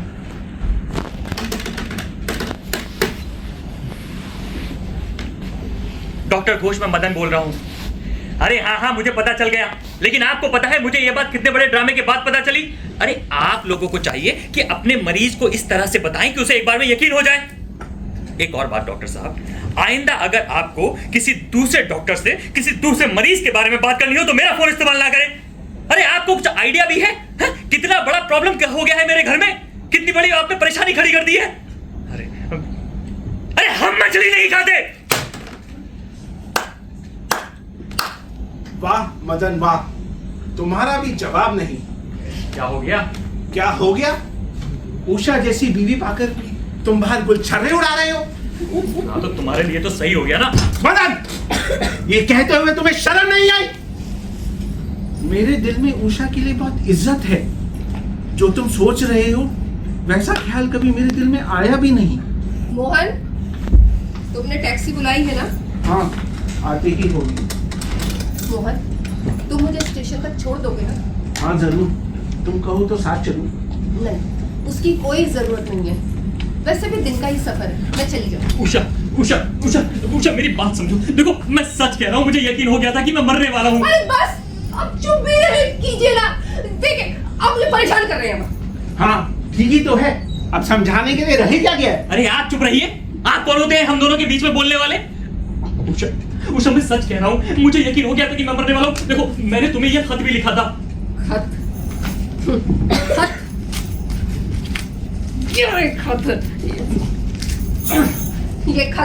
ये खत भी तभी लिखा था ना? पहले झूठ बोलते हो फिर खत लिखते हो। अरे उषा, मैं सच कह रहा हूँ, तुम मेरी बात समझने की कोशिश तो करो। बस, अब मुझे आपकी कोई बात नहीं सुननी है। अरे क्या फायदा हुआ, आपने इस तरह मुझसे झूठ बोला, पहले मोहब्बत करी और फिर उसे छुपाने के लिए ये नाटक रचा। और मैं बेवकूफ इन्हें सचमुच बम्बई इलाज के लिए लेकर जा रही थी। उस वक्त तुमने कितनी हिम्मत और मोहब्बत से काम लिया था। अरे आप चुप रहिए। मुझे पता है मेरी बीवी में कितनी हिम्मत और कितनी मोहब्बत है। अरे चुप, अब आप हाथ मत लगाइए मुझे। मुझे तो ये सोचकर घिन आ रही है। सोचो कि कोई आदमी इतना नीच कैसे हो सकता है कि वो अपनी पत्नी को झूठ ये बताए कि वो मर रहा है। उषा, मैं सच कह रहा हूँ, मुझे यकीन हो गया था कि मैं मरने वाला हूँ। देखो, मैं ना पूरी बात तुम्हें फिर से बताता हूँ। उस दिन डॉक्टर घोष आए थे, उन्होंने मुझे पीने के लिए सिरप दिया और वो सिरप लेकर मैं अंदर गया। जब मैं बाहर आया तो डॉक्टर घोष फोन पर बात कर रहे थे किसी दूसरे डॉक्टर से, किसी दूसरे मरीज के बारे में जो मरने वाला था। और उनकी बात सुनकर मैंने ये समझा कि मैं मरने वाला हूँ। अच्छा, तो आप ये चाहते हैं कि मैं इस बात पर यकीन कर लूं कि आपने डॉक्टर घोष को फोन पर बात करते सुनकर ये मान लिया कि आप मरने वाले हैं? क्या सचमुच मैं इस बात पर यकीन कर लूं? सच में ऐसा ही हुआ था। मुझे ताज्जुब हो रहा है, ये झूठ बोलकर आखिर आपको क्या फायदा हुआ? बताओ मोहन, क्या फायदा हुआ? इन्हें ये नहीं पता था कि एक ना एक दिन इनके झूठ का भांडा फूटेगा ही फूटेगा। मेरा मतलब है, पहले ये कहना कि मैं मर रहा हूं और फिर ना मरना। मुझे शक तो होना ही था। उषा, हमारा पाला एक बहुत बड़े 420 से बड़ा है। वो तो साफ जाहिर है, मगर इन्होंने इससे बचने की क्या तरकीब सोची होगी? बहुत आसान थी। पहले तुम्हें ये कह देना कि मैं मर रहा हूँ, और जब लोगों को दिखने लगा कि जनाब तो मरने में बहुत वक्त ले रहे हैं तो कुछ भी बोल देना कि रिपोर्ट गलत थी या दवाई निकल आई है जिससे मैं ठीक हो गया हूँ। इससे ना सिर्फ तुम्हें यकीन होगा और खुशी मिलेगी, बल्कि साहब के कारनामे भी छुप जाएंगे।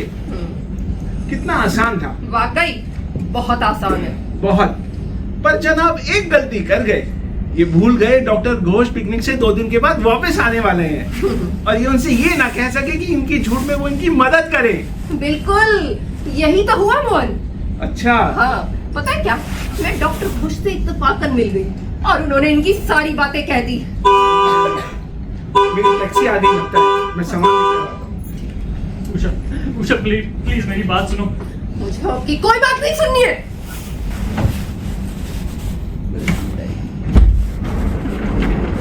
अच्छा उषा, अरे चलता हूँ। बहुत अच्छा वक्त बीता तुम्हारे साथ। अगर ये सब गड़बड़ ना हुई होती तो कुछ दिन और। खैर अब तो तुम भी जा रही हो, वहाँ मिलते ही रहेंगे।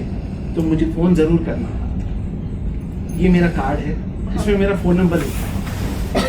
मैं पहुंचते ही तुम्हें फोन करूंगी। ज़रूर। हाँ बाय। बाय। अपना ख्याल रखो। तुम भी अपना ख्याल रखना। मदन, मेरी एक बात याद रखना, जो लोग आग से खेलते हैं अक्सर उसमें खुद भी जल जाते हैं। Good bye.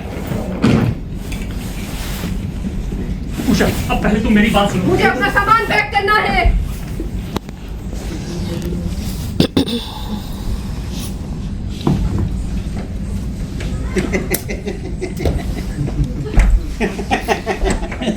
जयराम जी की वो बीवी जी आई थी। कौन आई थी? जी बीवी जी आई थी जी। पैसे दे गई और ये 20 रुपए की टिकिया रह गई।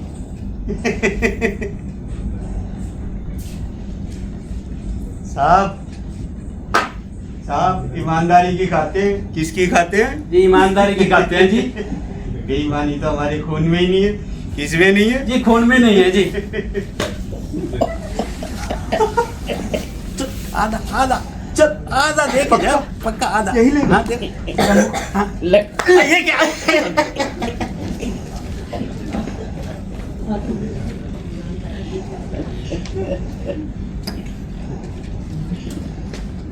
मदन मदन, अरे आज भाई साहब इधर बैठे। क्या हुआ? अरे हाँ, तुमने कहा था मैं तुम्हारा ड्राइविंग कैसे लिखूं, मैं लिख लाया हूँ भाई। अब उसकी कोई जरूरत नहीं है। अरे सुनो तो मदन मोहन, अरे मैंने कहा ना इसकी कोई जरूरत नहीं है। क्या हो गया यार? मैं नहीं मर रहा। मदन तुम्हें बहुत हिम्मत है, और एक ना एक दिन तो हर एक इंसान को मरना है। अरे यार मैं सच में नहीं मर रहा। नहीं मर? अभी अभी डॉक्टर घोष से मेरी बात हुई है, उनके मुताबिक मैं एकदम ठीक हूँ, मैं नहीं मर रहा हूँ। ये तो बहुत खुशी की बात है मदन। अरे यार खुशी की बात नहीं है, अगर मैं मर जाता तो ज्यादा अच्छा होता। नहीं मदन, यूं नहीं कहते। अच्छा ये तो बताओ, रिपोर्ट गलत निकली या कोई दवा काम कर गई? ना ही कोई रिपोर्ट और ना ही कोई दवा काम कर गई। सारा कसूर मेरे वहम और मेरी गलत फहमी का है। गलत फहमी? अरे तुमने तो मुझसे कहा था। मैंने गलत कहा था यार, आई एम सॉरी, मुझे माफ कर दे। क्या सॉरी मदन, क्या सॉरी? अरे मैं तुम्हारे इस गम को भुलाने के लिए 3 दिन से लगातार पिए जा रहा हूँ, और 2 दिन 2 रात से ये कहा है, ये लाइफ में लेके जा रहा हूँ, और भाई साहब कहते मैं नहीं मर रहा। यार मुझसे गलती हो गई, मुझे माफ कर दे। क्या बेवकूफ बनाया यार तुमने इस दोस्त को। मैं 3 दिन से पिए जा रहा हूँ, रोए जा रहा हूँ, लाइफ स्केच लेके जा रहा हूँ, जनाब नहीं मर रहे। अच्छा छोड़ो, भाभी को मालूम है कि तुम नहीं मर रहे? हाँ। क्या रिएक्शन था उनका? अच्छा नहीं था। अरे हो भी कैसे सकता है, अरे जब तुमने इतने बड़े कांड जो किया है। अरे यार वो सिर्फ इस बात पर गुस्सा नहीं है कि मैंने उससे झूठ बोला। कोई और बात भी है? अरे यार उसे लगता है मैं किसी और लड़की से मोहब्बत करता हूँ, और ये सारा ड्रामा मैंने ये झूठ छुपाने के लिए किया है। सच यार? हाँ। अरे इन औरतों को भी ना क्या ख्याल आते हैं। अरे पता नहीं क्या ख्याल आते हैं, लेकिन वो मुझे छोड़कर जा रही है। क्या तुम्हें छोड़कर जा रही है? हाँ, अंदर सामान पैक कर रही है। तुम फिर से मजाक तो नहीं कर रहे ना? अरे मैं सच कह रहा हूँ यार, वो मुझे छोड़कर बम्बई जा रही है। तुमने समझाने की कोशिश नहीं की? यार मैंने बहुत कोशिश की, लेकिन वो समझने की कोशिश करे तब ना। यार तुम तो वकील हो ना। हाँ।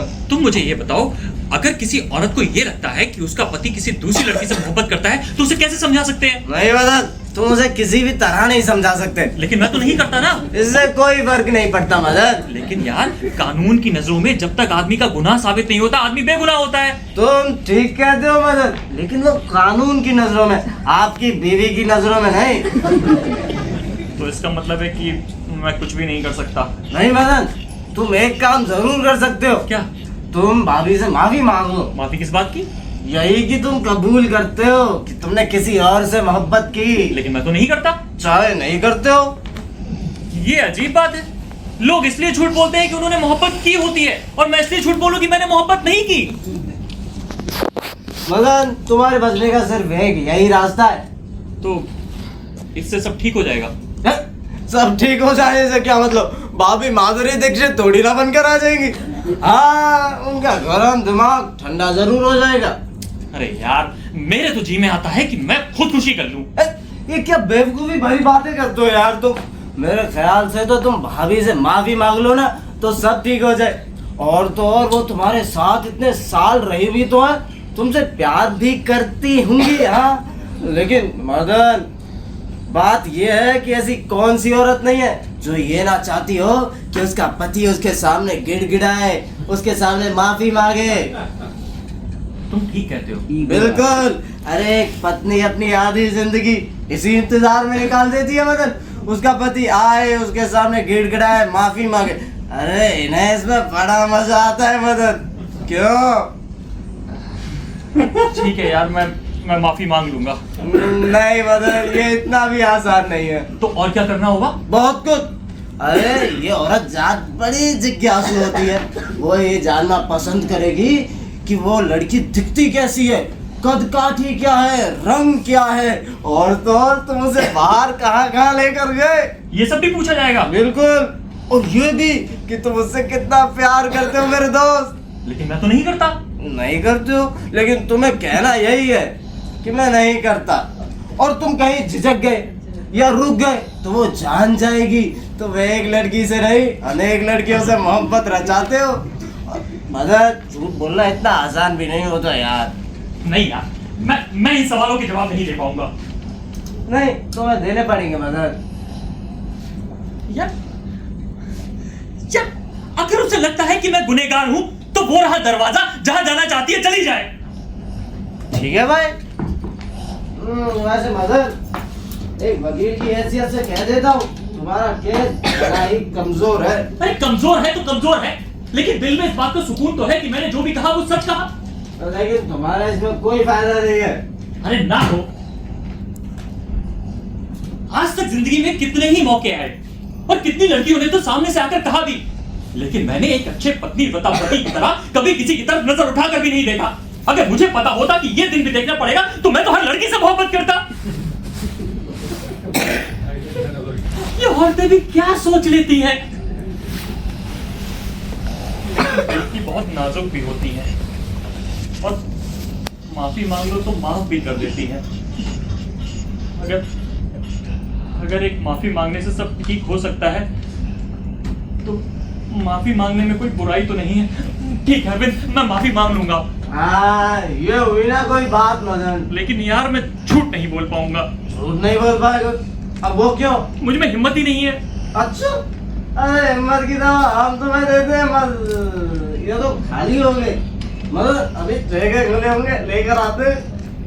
इसे पीने से हिम्मत आ जाती है? बिल्कुल। अरे इसे पीने से तो चूहा भी शेर बन जाता है। कमाल की चीज है ये। बहुत कमाल की चीज है मदन। अच्छा चल फिर। हेलो, हाँ रंजना, क्या? तो तुम ये कह रही हो मैं उनसे माफी मांग लूं? वाह। अरे लेकिन जब मैंने कुछ किया ही नहीं तो क्यों माफी मांगू? नहीं, मेरी कोई गलती नहीं है, मैं माफी नहीं मांगूंगी। तुम रखो फोन।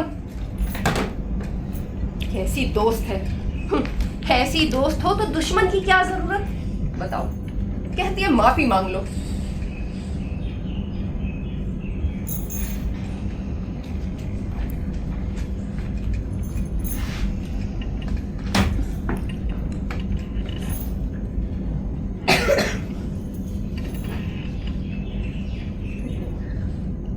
पर ठीक भी तो कह रही है। मैं सोचती हूँ माफी मांग ही लूं। वैसे भी 10 साल मैंने इन पर भरोसा किया, तो फिर अब अचानक से ऐसे कैसे भरोसा डगमगा सकता है? नहीं हो सकता ये मेरा वहम हो। मैं बिल्कुल नहीं मान सकती कि ये ऐसा कैसे कर सकते हैं। हाँ, मैं माफी मांग लूंगी। जैसे ही आज वो आएंगे मैं तुरंत उनसे माफी मांगूंगी, लेकिन इससे पहले मैं टैक्सी वाले को फोन करके मना कर देती हूँ। उषा, उषा, उषा, मुझे तुमसे कुछ कहना है। हाँ हाँ आप कहना, लेकिन पहले मैं टैक्सी वाले को फोन कर। नहीं नहीं, टैक्सी वाले को फोन करने की कोई जरूरत नहीं, पहले मेरी बात सुन लो। अरे ठीक है मैं सुन लूंगी, लेकिन एक बार पहले टैक्सी वाले को फोन तो कर लेने दीजिए। अरे उषा, हो सकता है मेरी बात सुनने के बाद तुम्हें टैक्सी को फोन करने की जरूरत ही ना पड़े। अच्छा देखिए, मैं भी आपसे कुछ कहना चाहती हूँ। नहीं, आज पहले मैं कहूँगा। नहीं नहीं नहीं, पहले मैं कहूंगी। पहले मैं कहूँगा। अरे मुझे कह लेने दीजिए ना पहले। नहीं उषा, आज पहले मुझे कह लेने दो।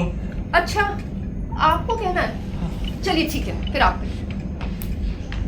उषा, उषा, मैं किसी और लड़की से मोहब्बत करता हूँ। क्या?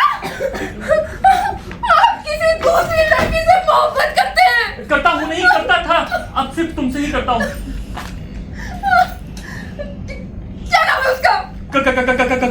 किरण। कौन किरण? किरण मल्होत्रा। किरण मल्होत्रा? बहुत सुंदर है क्या? हाँ सुंदर है। मुझसे भी ज्यादा? तुमसे ज्यादा सुंदर नहीं है। मुझसे ज्यादा सुंदर नहीं है तो भी जनाब उससे प्यार कर बैठे। करता था, अब नहीं करता। करती क्या है वो? रिसेप्शनिस्ट है। इसीलिए प्यार कर बैठे ना। वो तो पैसे कमाती है और मैं घर बैठे बैठे ही हर जगह हर चीज में पैसे फूकती रहती हूँ। मेरे किसी जानने वाले ने आपको उसके साथ देखा तो नहीं?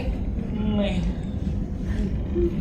और एक मैं कितनी पागल थी, कितनी बेवकूफ। मैं ये सोच रही थी आज वो जैसे ही घर आएंगे मैं उनसे माफी मांग लूंगी। माफी? किस बात की माफी? यही कि मैंने आप पर बेवजह शक किया। उषा तुम एकदम सही सोच रही हो, मैं किसी से प्यार नहीं करता, मैं झूठ बोल रहा हूँ। अच्छा अब आप सच बोल रहे हैं? अब मैं ठीक सोच रही हूँ। ये आप कैसे कह लेते हैं ऐसी बातें? अब मुझे ये बताइए, पहले आप सच बोल रहे थे या अब आप सच बोल रहे हैं? अच्छा देखो, अरविंद ने मुझसे कहा कि अगर मैं झूठ बोलूंगा और माफी मांग लूंगा तो सब ठीक हो जाएगा, इसलिए मैं सच कह रहा हूँ कि मैं झूठ बोल रहा हूँ। मैं सच कह रहा हूँ, मैं झूठ? अरे क्या सच झूठ लगा रखा है, मुझे कुछ समझ में नहीं आ रहा है और मैं आप पर यकीन नहीं कर सकती। मैं सच कह रहा हूँ, मेरी बात समझो, मैं झूठ बोल रहा हूँ। जब तक मुझे कोई सबूत नहीं मिलेगा मैं आप पर यकीन नहीं करूंगी। अब अरे मैं सबूत कहाँ से लेकर आऊँ? अरे यार सबूत के बिना नहीं मानूंगी। उषा मेरी बात मानो, मैं सच कह रहा हूँ कि मैं झूठ बोल रहा हूँ। अरे मैं सच झूठ छोड़िए, मुझे सबूत चाहिए। सबूत कहाँ से लाऊं? सबूत? उषा, उषा, जब मुझे लगता था कि मैं मरने वाला हूँ तो मैंने अपनी यादगार बनाने के लिए इन्हें पैसे दिए थे। अरे हटिए, ये है कौन? एलपी। चुप रहिए। फेसबुक? फातिमा बेग। फातिमा बेग, आप यहाँ क्यों आई हैं? वो रसीद देने। अरे मैं आपसे बात नहीं कर रही हूँ, मैं उससे बात कर रही हूँ। आप यहाँ क्यों आई हैं? रसीद देने मैडम। किस चीज की रसीद? यादगार बना। अरे आप चुप रहिए, मैं उससे बात कर रही हूँ। और हाँ तुम बताओ किस चीज की रसीद? मैडम यादगार बनाने की। यादगार बनाने की? करती क्या हो तुम? यादगार बनाने की कंपनी में। अरे चुप ही रहिए, उससे बात कर रही हूँ। कहाँ जा रही हो? यहाँ सुनो। मैं कहीं नहीं जा रही मैडम, यादगार बनाने वाली कंपनी की सेल्स वूमन हूँ मैं। तो ये बताइए इन्होंने कितने पैसे दिए थे तुम्हें? 3000 रुपए। अरे फिर आप बोल रहे हैं, आप उसको क्यों नहीं बोल देते? और तू फेसबुक, इधर आ फेसबुक, बता कितने पैसे दिए थे? 3000 दिए थे मैडम, 3000। चेक दिया था या कैश दिया? चेक। चुप रहिए, मैं उससे बात कर रही हूँ। और तुम अरे कहाँ जा रही है? पैर तो इसके कमर में लटके पर देखो फुर्ती भाग रही है। फेसबुक, चेक दिया था या कैश? चेक दिया था, चेक दिया था मैडम। ठीक है तो चेक मेरा वापस कर। मैं कहाँ से लाके दूं मैडम चेक? मैं कहाँ से लाके दूं? इन्होंने तुम्हें दिया था तो तुम ही तो दोगी।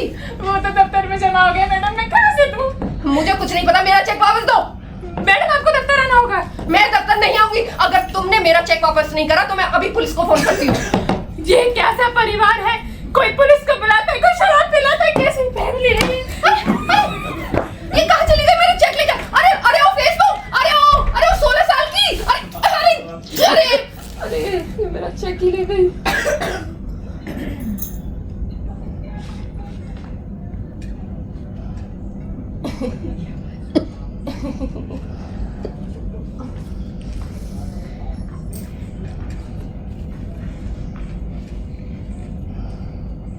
आई एम सॉरी, मुझे माफ कर दीजिए ना। नहीं नहीं उषा, ऐसी कोई बात नहीं है। पति और पत्नी तो जिंदगी की गाड़ी के दो पहिए होते हैं। जब तक दोनों साथ में चलते हैं गाड़ी ठीक चलती है, लेकिन अगर एक भी पहिया खराब हो जाता है तो गाड़ी डगमगा जाती है। हाँ, ये तो सही कहा आपने। अच्छा, अब आप एक वादा कीजिए मुझसे कि आप कभी भी वहम नहीं करेंगे। मैं वादा करता हूँ, लेकिन तुम भी वादा करो कि कभी शक नहीं करोगी। मैं वादा करती हूँ कि कभी शक नहीं करूंगी, और अगर किया तो मैं भी करूंगा। क्या? मेरी बीवी की शादी।